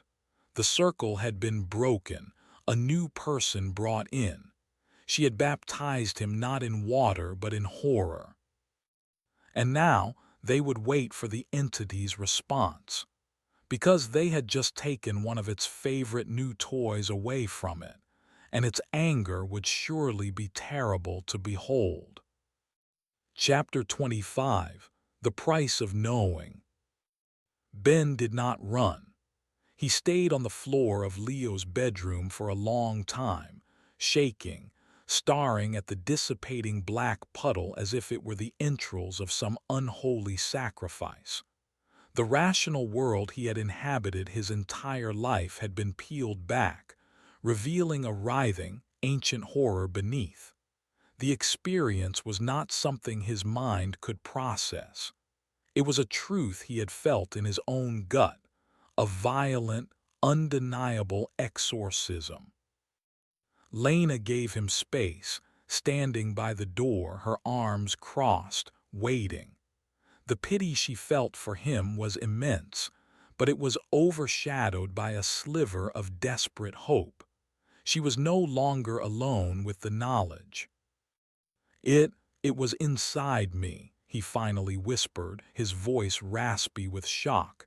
He looked at his own hands as if they belonged to a stranger. "All this time, the things I said, the pie." "You weren't responsible," Lena said gently, kneeling a few feet away from him. "You were being used. Your kindness was a vulnerability it exploited. It found the path of least resistance, and that was you." He looked up at her, his eyes wild with a nascent, terrified understanding. "What does it want?" "It wants us," Lena said simply. "It wants to break us. It wants my children, I think. I think it wants to make this world its own, and it's starting with us." That night marked the end of Ben's old life. He couldn't go home. Every dripping faucet, every pane of glass fogged with condensation, was now a source of stark terror. He couldn't unknow what he now knew. Lena's secret had become his own, a shared burden that tethered him to the family. He slept on their sofa, a cheap blanket pulled up to his chin, starting at every creak of the house. The entity's retaliation was not immediate. For 3 days there was an unnerving silence. The whispers ceased. The strange occurrences stopped. The air in the house felt clean, light. It was a terrifyingly calm eye of the storm. "Maybe it worked," Maya suggested, her voice laced with a hope she didn't truly feel. "Maybe telling someone made it go away." "No," Lena said, her gaze fixed on the window. "It's thinking, it's adapting, it's never done this before. We've shown it a new trick and now it's learning how to counter it." The counterattack came on the 4th night. It wasn't aimed at the family. It was aimed at Ben. He woke up with a gasp, drenched in sweat, from a nightmare he couldn't fully remember, something about being lost in a flooded house, the water rising, a woman's voice calling his name. He sat up on the sofa, his heart pounding. The house was dark and silent. Then he heard it, a soft female voice weeping coming from the kitchen. His first thought was that it was Lena or Maya. He got up and padded silently toward the kitchen. The weeping grew louder, more desperate. It was a sound of profound, soul-crushing grief. He rounded the corner into the kitchen. The room was empty. The sound was coming from the sink. specifically from the drain. He leaned over the sink, his skin crawling. The weeping was echoing up from the pipes, a ghostly, gurgling lament. As he stared down into the blackness of the drain, the sound changed. It became a name. His name. "Ben," the voice wept. "Why did you leave me, Ben?" He stumbled back, his blood running cold. He knew that voice. It was the voice of his ex-fiancée, Sarah. A woman he had loved, a woman he had been engaged to, a woman who had died in a car accident on a rain-slicked road 2 years ago. An accident he had, in the darkest corners of his heart, always blamed himself for. The entity had found his deepest wound, his most profound secret. It had reached into his memory and pulled her voice from the grave. The water in the sink trap gurgled, and a single, perfect bubble of black water rose from the drain and popped, releasing a cloud of vapor that smelled of rain and her perfume. "I'm so cold, Ben," her voice whispered from the pipes. "The water is so cold down here. Come find me, come back to me." This was the price of knowing. The entity, forced out into the open with Lena's family, had simply opened a new front in the war. It couldn't use Ben as an unwitting tool anymore, so it would break him directly. It would use his own grief, his own trauma, as a weapon against him, and by extension against the family he was now allied with. Ben fell to his knees, his hands over his ears, but he couldn't block out the sound. The voice wasn't just in the drain anymore. It was in his head. Lena found him there minutes later, rocking back and forth on the linoleum, tears streaming down his face, caught in a waking nightmare. She knew then that she had not found a soldier for her war. She had only created a new victim, and the entity had shown them that it could wield the past as a weapon just as easily as it could wield water or wood or stone. No one was safe. No memory was sacred. Chapter 26: The Scars We Carry. Ben's haunting became the new focal point of the horror. The entity, with its vast, ancient intelligence, had found the perfect weapon, a ghost made of memory and grief. Sarah's voice became a constant presence in the house, but only Ben could hear it. It whispered to him from running taps, from the gurgle of the toilet, from the condensation on a cold glass. It begged him, accused him, tempted him. "You should have been driving, Ben. You were tired. You let me drive. It's your fault I'm here in the cold. Just one sip of the water, Ben. Then you can be with me again." He grew gaunt, his eyes hollow and ringed with dark circles from lack of sleep. He was a man being dismantled from the inside out. Lena, Maya, and Leo watched, helpless, as their new ally was systematically destroyed. The guilt Lena felt was a physical weight. She had done this to him. She had saved her family by sacrificing him. "We have to do something," Maya insisted one night, after they'd spent an hour trying to calm Ben down from a panic attack induced by the sound of the dishwasher filling. "We can't just let it kill him." Lena felt trapped. The salt had no power over a memory. The keeper's methods were for fighting a thing of the land, not a ghost in the mind. "It's not a real ghost," Lena said, thinking aloud, trying to apply logic to the impossible. "It's just the entity it's projecting. It's using what's already inside his head. So maybe the fight isn't with the entity. Maybe the fight is with the memory itself." She approached Ben the next morning. He was sitting on the back porch, staring at the stump of the willow tree, a haunted, broken man. "Ben," she said gently, sitting beside him, "I want you to tell me about her. Tell me about Sarah." He flinched as if she had struck him. "No, I can't." "You have to," Lena insisted. "It's using your silence against you. It's using the things you won't say, the grief you've buried. It's turning your love for her into a weapon. The only way to disarm it is to talk about her, to remember her for real, not as the monster's puppet, but as she was." It was a painful, agonizing process. At first, he could barely speak her name without breaking down. But Lena and Maya sat with him, day after day, and just listened. He told them about how they met, about her ridiculous laugh, about the way she'd always steal his French fries. He talked about the plans they had made, the house they were going to buy. And then he told them about the accident, the rain, the argument they'd had just before, a stupid fight about wedding plans, the decision to let her drive because he was tired, the headlights, the sickening crunch of metal. He spoke every detail he had kept locked away for 2 years, giving voice to his deepest guilt. As he spoke, something began to change.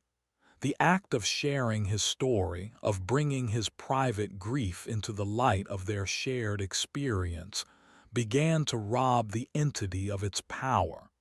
The whispers in the pipes grew fainter. Sarah's voice became less distinct. The entity fought back. One evening, as Ben was telling a story about a vacation they took, the water in the pipes began to hammer violently. The lights flickered. The temperature in the house plummeted. A perfect, ghostly image of Sarah, her face pale and her clothes soaking wet, appeared for a split second in the reflection of the living room window, her eyes full of accusation. Ben faltered, his voice catching in his throat.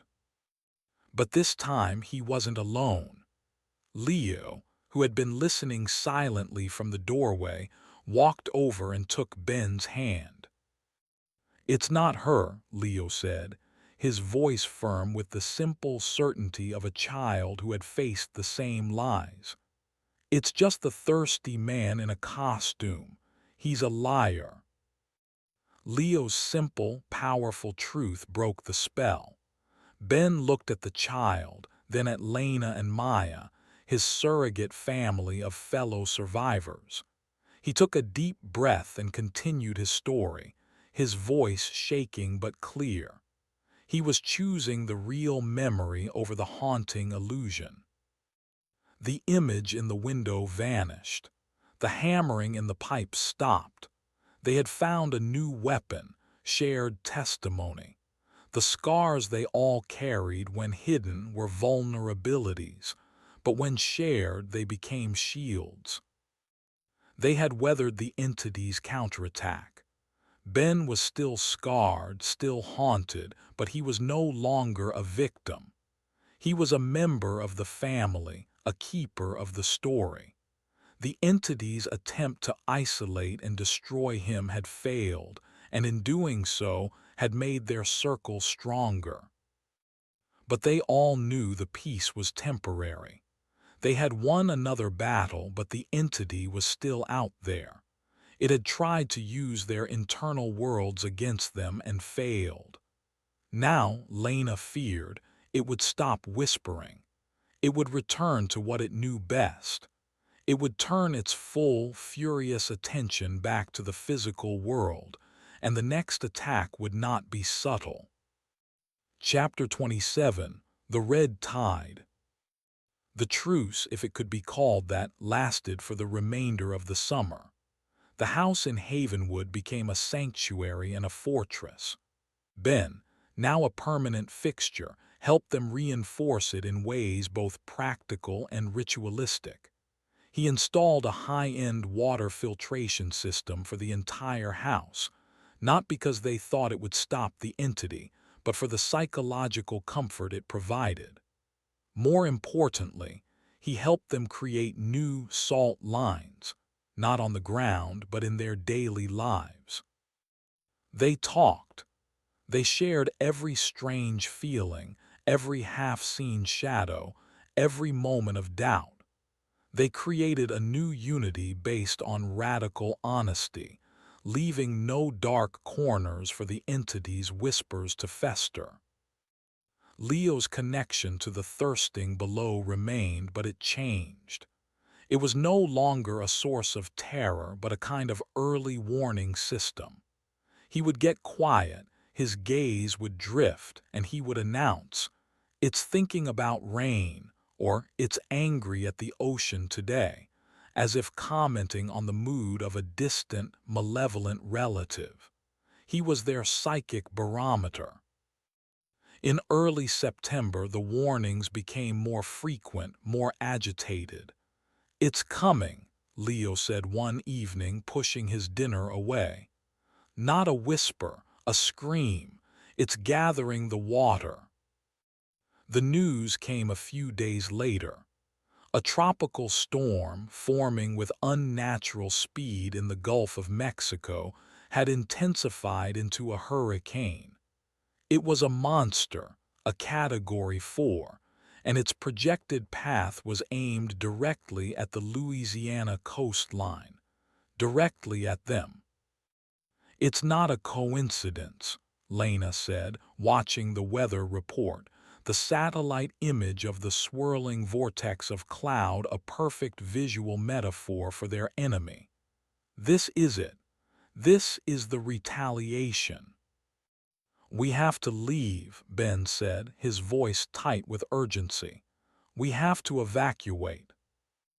"And go where?" Maya challenged, her old cynicism flaring up. "It's in all the water. We run to another state, it makes another hurricane. We can't run from the weather." "She's right," Lena agreed, a grim resolve settling over her. "We can't run. Esther said to bring it into the light. This is our chance. We're not going to hide from this storm. We're going to face it, here, in our home." The decision was insane, but it felt right.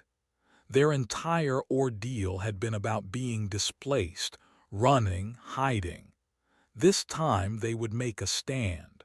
They would turn their home into a salt circle. The day before the storm was scheduled to make landfall, Havenwood became a ghost town. Mandatory evacuation orders were in effect. The family watched as their neighbors boarded up windows and loaded cars, fleeing the approaching monster. Soon, theirs was the only house on the street with lights on. They spent the day preparing for a different kind of storm. They sealed the windows and doors not just with boards but with lines of salt. They filled every container they had, the bathtub, sinks, pots and pans, with filtered, salt-blessed water. They consecrated the house, room by room, with handfuls of the desert salt, creating a fortress of faith and memory. As dusk fell, the first bands of the hurricane arrived. The wind began to howl, and a driving rain began to lash against the house. The power grid, as expected, failed, plunging them into darkness, lit only by their lanterns and flashlights. The four of them gathered in the living room, the safest, most central part of the house. The storm raged outside, a symphony of chaos, but inside their salted walls it was unnaturally quiet. The wind howled, but it felt distant. The rain hammered the roof, but the sound was muffled. Their rituals had worked. They had created a pocket of calm in the heart of the entity's fury. Then the flooding began. They watched as muddy, brown water began to creep up the lawn, swallowing the street. This was not just rainwater. It was the bayou, the swamps, the rivers, all overflowing, all directed by a single malevolent will. The water was not just rising, it was coming for them. It reached the porch, then lapped at the front door. They heard it seeping under the door frame, only to hiss and steam as it met the line of salt they had poured there. But the entity had learned from the church. It would not be defeated so easily. The water level continued to rise. It submerged the windows. Soon the house was an island, then a submarine, plunged into a murky, brown world. The only light was their own. Then came the tapping. It started on the windows, a gentle, rhythmic tap, tap, tap, at first, then more insistent. It came from all sides at once. "What is that?" Maya whispered, her eyes wide. Ben shone a powerful flashlight at the living room window. The sight was something from a deep-sea nightmare. Floating in the murky floodwater, their pale, dead eyes fixed on the house, were hundreds of fish. And tangled among them were other things. Drowned animals, a deer, a dog, family pets from the evacuated neighborhood. And stranger things still, waterlogged pieces of furniture, a child's bicycle, debris from the town.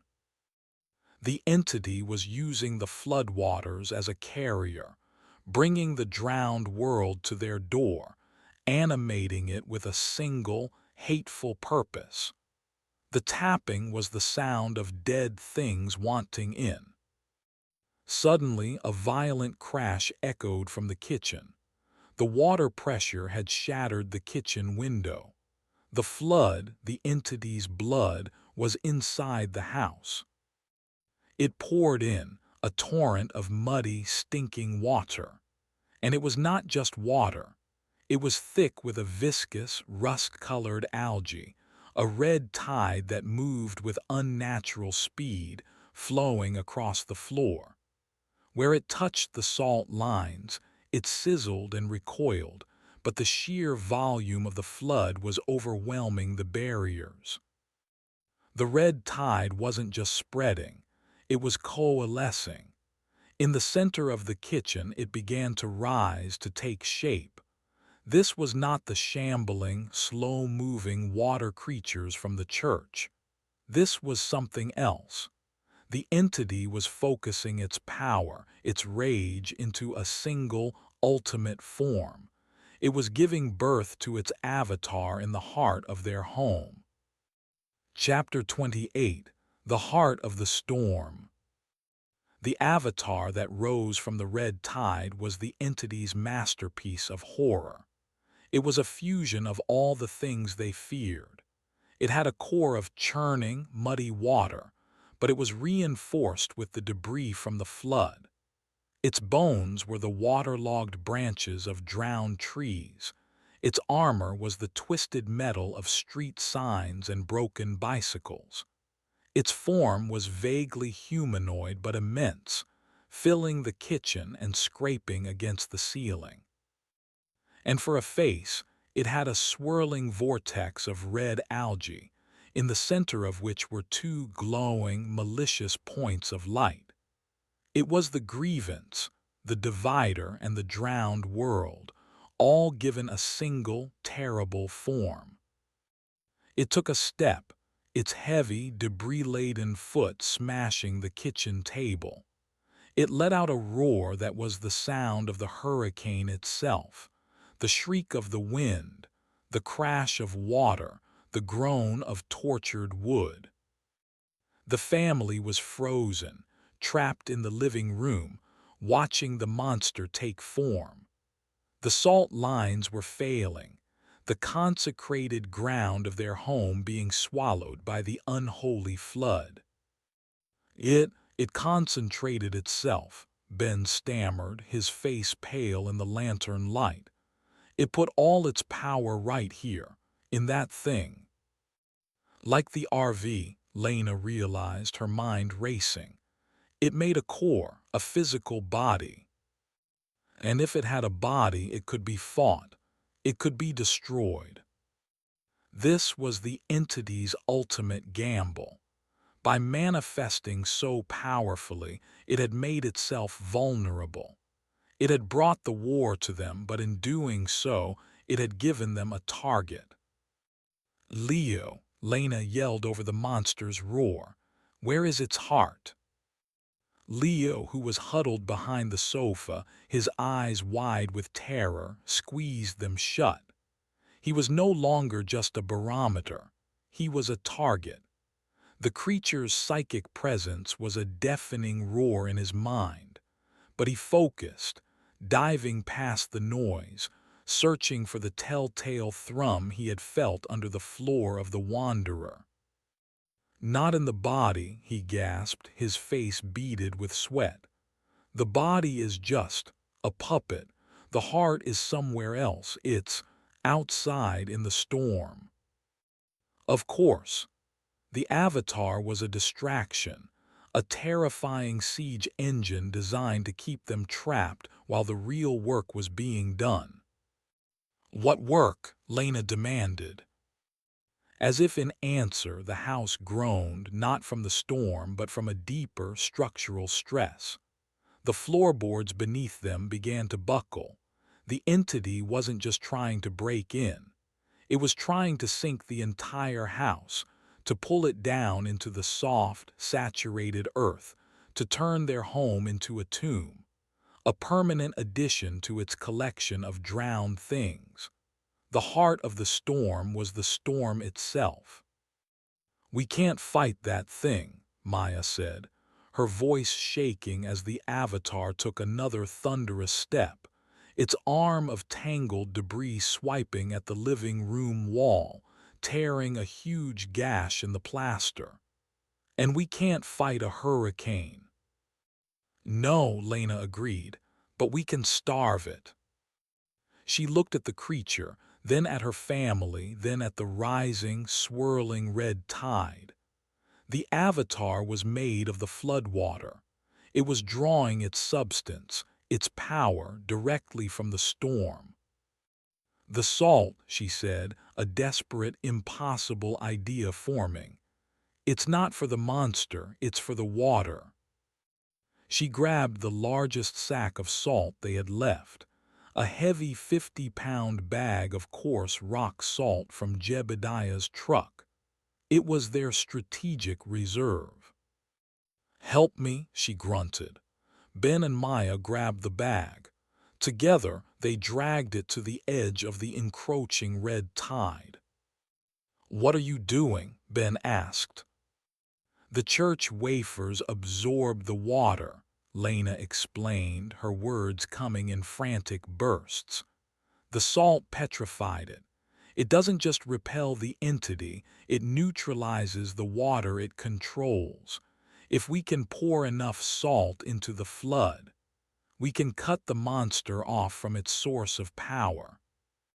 It was like trying to empty the ocean with a teaspoon, but it was the only plan they had. The Avatar roared, sensing their intent. It lunged for them, its massive hand, made of a hubcap and tangled fishing nets, swinging down. They scattered, diving behind the sofa as the makeshift fist smashed the floor where they had been standing, sending splinters flying. We need a distraction, Ben yelled. He scrambled to his feet and grabbed one of the heavy kerosene lanterns. He lit the wick and threw it, a perfect arc at the creature's chest. The lantern shattered, and burning kerosene splashed across the monster's debris-laden torso. The waterlogged wood hissed and steamed but did not ignite. It was a futile gesture. But it wasn't. The fire itself did nothing, but the light, the pure chemical fire, it hurt the creature. The avatar recoiled, its form flickering, letting out a shriek of pain. The entity was a thing of darkness, of deep water, of secrets. It was vulnerable to pure, elemental fire. A new plan, more desperate and final than the last, clicked into place in Lena's mind. It mirrored a choice made by a different person, in a different vehicle, a lifetime ago. "The propane tank," she said, her voice grim. "The one for the grill in the garage." Ben's eyes widened in understanding and horror. "Lena, no, the whole house." "This house is already gone," she said, looking at the waterlogged walls and the monster that was now trying to reform itself. "It's a tomb. My husband taught me something. Sometimes the only way to kill a monster is to burn its nest to the ground, with it inside." She looked at her children, at Ben. "This is the end of the line. We make our stand here or we run forever. We leave this thing a scar it will never forget. We burn the water." The final battle had begun, not just for their lives but for the very memory of their existence. To leave a final, fiery testament that they were here, and they would not be drowned in silence. Chapter 29. To burn the water. The decision hung in the air, as heavy and oppressive as the storm itself. To destroy their home, their sanctuary, was a terrifying prospect. But as the avatar of the flood rose again, its form solidifying, its red, malevolent eyes fixing on them, they knew Lena was right. This was not a house anymore. It was a battleground, and battlegrounds were meant to be broken. The garage was attached to the house, but the connecting door was already half submerged in the swirling red tide. The main garage door, which faced the street, would be their only way out. "The plan is simple," Lena shouted over the roar of the monster and the storm. "Ben, you and I get the tank. Maya, you are on distraction duty. Use the lanterns, keep it focused on the fire. Leo, you are our guide, you get us out. You find the path through the water." "The water is all bad," Leo whimpered, his small face pale with terror. "No," Lena said, kneeling in front of him, gripping his shoulders. "Look at me. The entity is strong, but it's not everywhere at once. It's focused here on this house, on this monster. There will be pockets of normal water out there. You can feel the difference. You felt it in the RV. You can guide us to safety. I know you can." Leo nodded, his fear giving way to a glimmer of the fierce resolve he'd shown in the salt circle. "Go," Lena commanded. The family exploded into action, a single unit moving with desperate purpose. Maya grabbed the remaining lanterns, lighting them and hurling them at the avatar. Each burst of flame made the creature recoil, its watery form hissing and its debris-laden armor charring.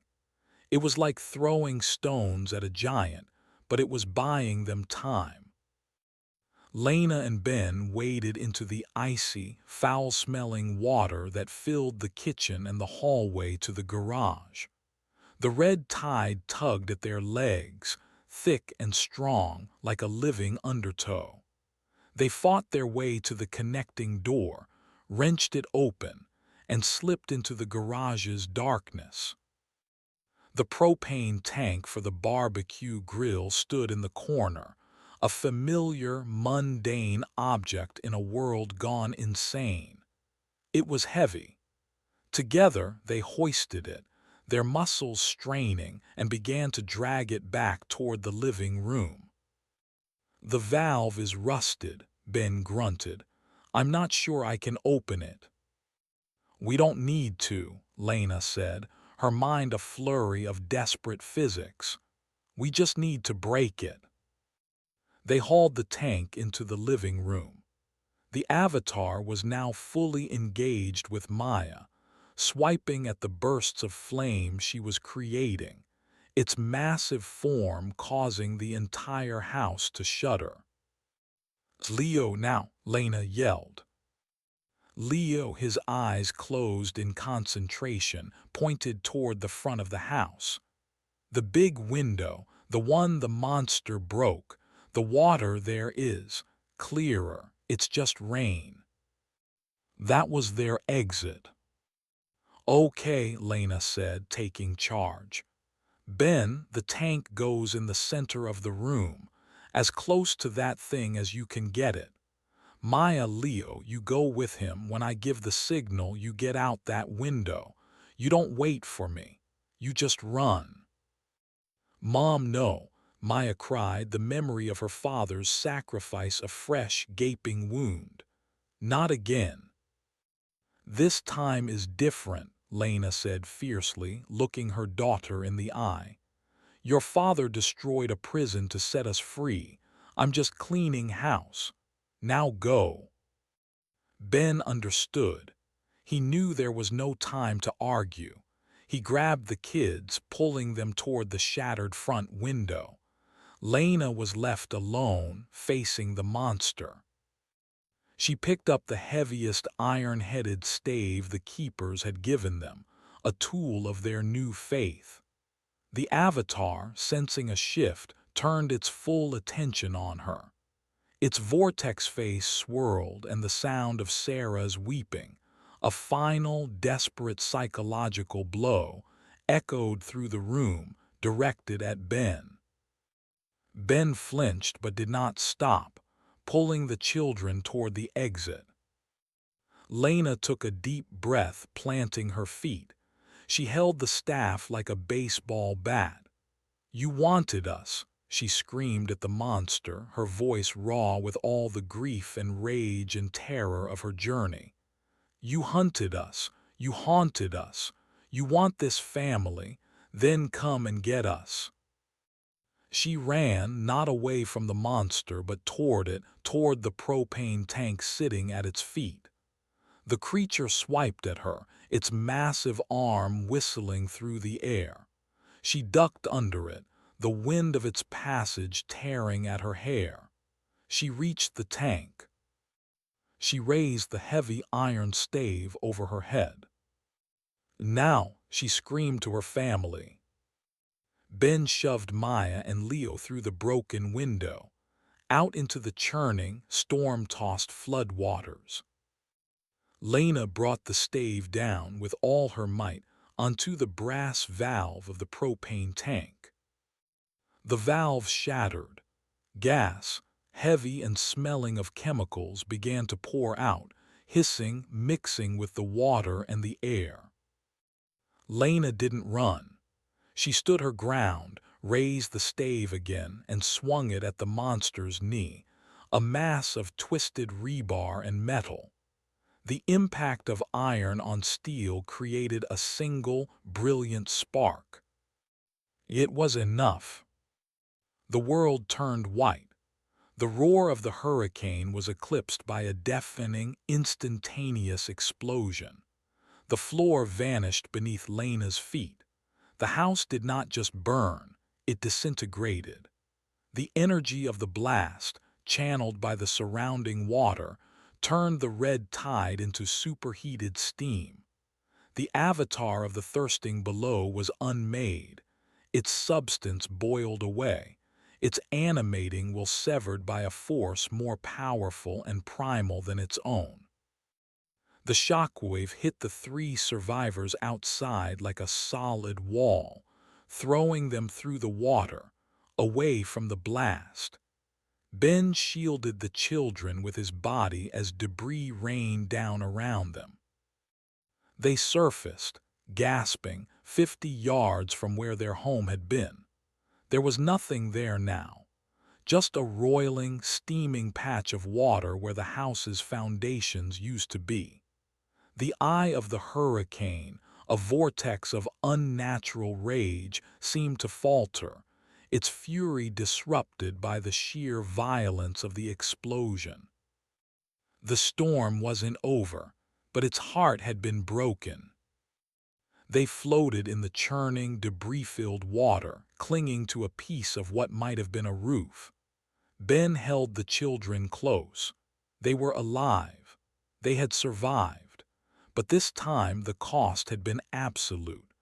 They looked at the empty space where their mother, their leader, their anchor, had just made her final stand. She had not just burned the water. She had ascended into fire, becoming the final, ultimate sacrifice to save her family. Chapter 30: The Inheritors. The dawn that broke over Havenwood was quiet and bruised. The hurricane, its psychic heart torn out, had collapsed into a sullen, weeping rainstorm that eventually moved on. The floodwaters began to recede, leaving behind a thick blanket of stinking, red-brown mud and a landscape of unimaginable destruction. Ben, Maya, and Leo were found by a rescue skiff hours later, huddled on the roof of a submerged car, shivering in shock, but alive. They were taken to a shelter set up in the high school gymnasium, a place of echoing confusion, crying families, and the smell of wet blankets. They were a strange, silent trio. A man with haunted eyes and two children who seemed far older than their years. They had no story for the authorities, none that could be told. Their house, according to the official report, was destroyed by a freak gas line explosion during the storm. They were just 3 more victims among hundreds. They were given dry clothes, warm food, and a quiet corner of the gymnasium to themselves. For days, they barely spoke. The grief for Lena was a physical presence, a suffocating silence that filled the space between them. She was the architect of their survival, and her absence was a void that felt bigger than the storm itself. On the 4th day, Maya finally broke the silence. She sat beside Ben on a cot, watching Leo draw in a notebook a relief worker had given him. He was drawing a picture of a woman made of fire, standing defiant against a great wave. "What do we do now?" Maya asked. The same question she had asked her mother in a motel room that felt a lifetime ago. Ben looked at her, his face etched with a sorrow and a responsibility he had never asked for. He was not their father. He was not their protector by blood. He was just a man who had gotten pulled into their orbit. But in the fire and the flood, a new kind of family had been forged. "We do what she taught us to do," Ben said, his voice quiet but firm. "We live, we remember, and we fight." He reached into the pocket of the dry jeans he'd been given. He pulled out a small, heavy leather pouch. It was caked with mud but intact. In the chaos of the escape, Lena had shoved it into his hand. The salt. Her final gift. Her legacy. He looked over at Leo. "Leo," he said gently, "how does it feel, the world?" Leo looked up from his drawing, his eyes clear and calm. "Quiet," he said. "The thirsty man. He's gone, not sleeping, not far away. He's gone, Mom. She hurt him bad. She made him forget our names." The explosion, the sheer, cleansing power of the fire, had done more than just destroy the avatar. It had seared their family's identity from the entity's consciousness. It had been a blow so profound that the thirsting below had recoiled, had retreated back to its deep, dark slumber under the desert sands, its newest, most painful memory cauterized. They were, for the first time, truly free. The hunt was over. But their war was not. A week later, Jebediah found them. The old keeper showed up at the shelter, his face grim, having followed the news of the storm. He sat with them and they told him the whole story. "She burned the water," Jebediah said, his voice full of a reverence that bordered on worship. "In all the stories, no one has ever done that. No one has ever wounded it so badly." He looked at the three of them, the broken man, the hard-eyed teenage girl, and the boy who could hear the world's secret whispers. "The thirsting will sleep now," he said. "Maybe for a generation, maybe longer, but one day it will wake up. Its memory of you might be gone, but its nature is not. It will find a new well, a new family. It will start again." He stood up, ready to leave. "The keepers are few and we are old. The world needs new ones." He didn't need to say anything more. They understood. Their old life was over. Their new life would not be one of hiding, of trying to be normal. Lena's sacrifice had not just bought them freedom, it had given them a purpose. They were the inheritors. They carried the story, the knowledge, the scars. They left Havenwood not as victims fleeing a monster, but as something else entirely. They traveled west, back toward the sun-blasted lands, toward the small, secret network of people who stood watch over the world's deepest thirst. They were a strange, broken, and beautiful family, forged in chaos, bound by love and loss. Their journey was not over, it was just beginning on a new road under a new sky. They were no longer the hunted, they were the guardians, and they would be ready. The end.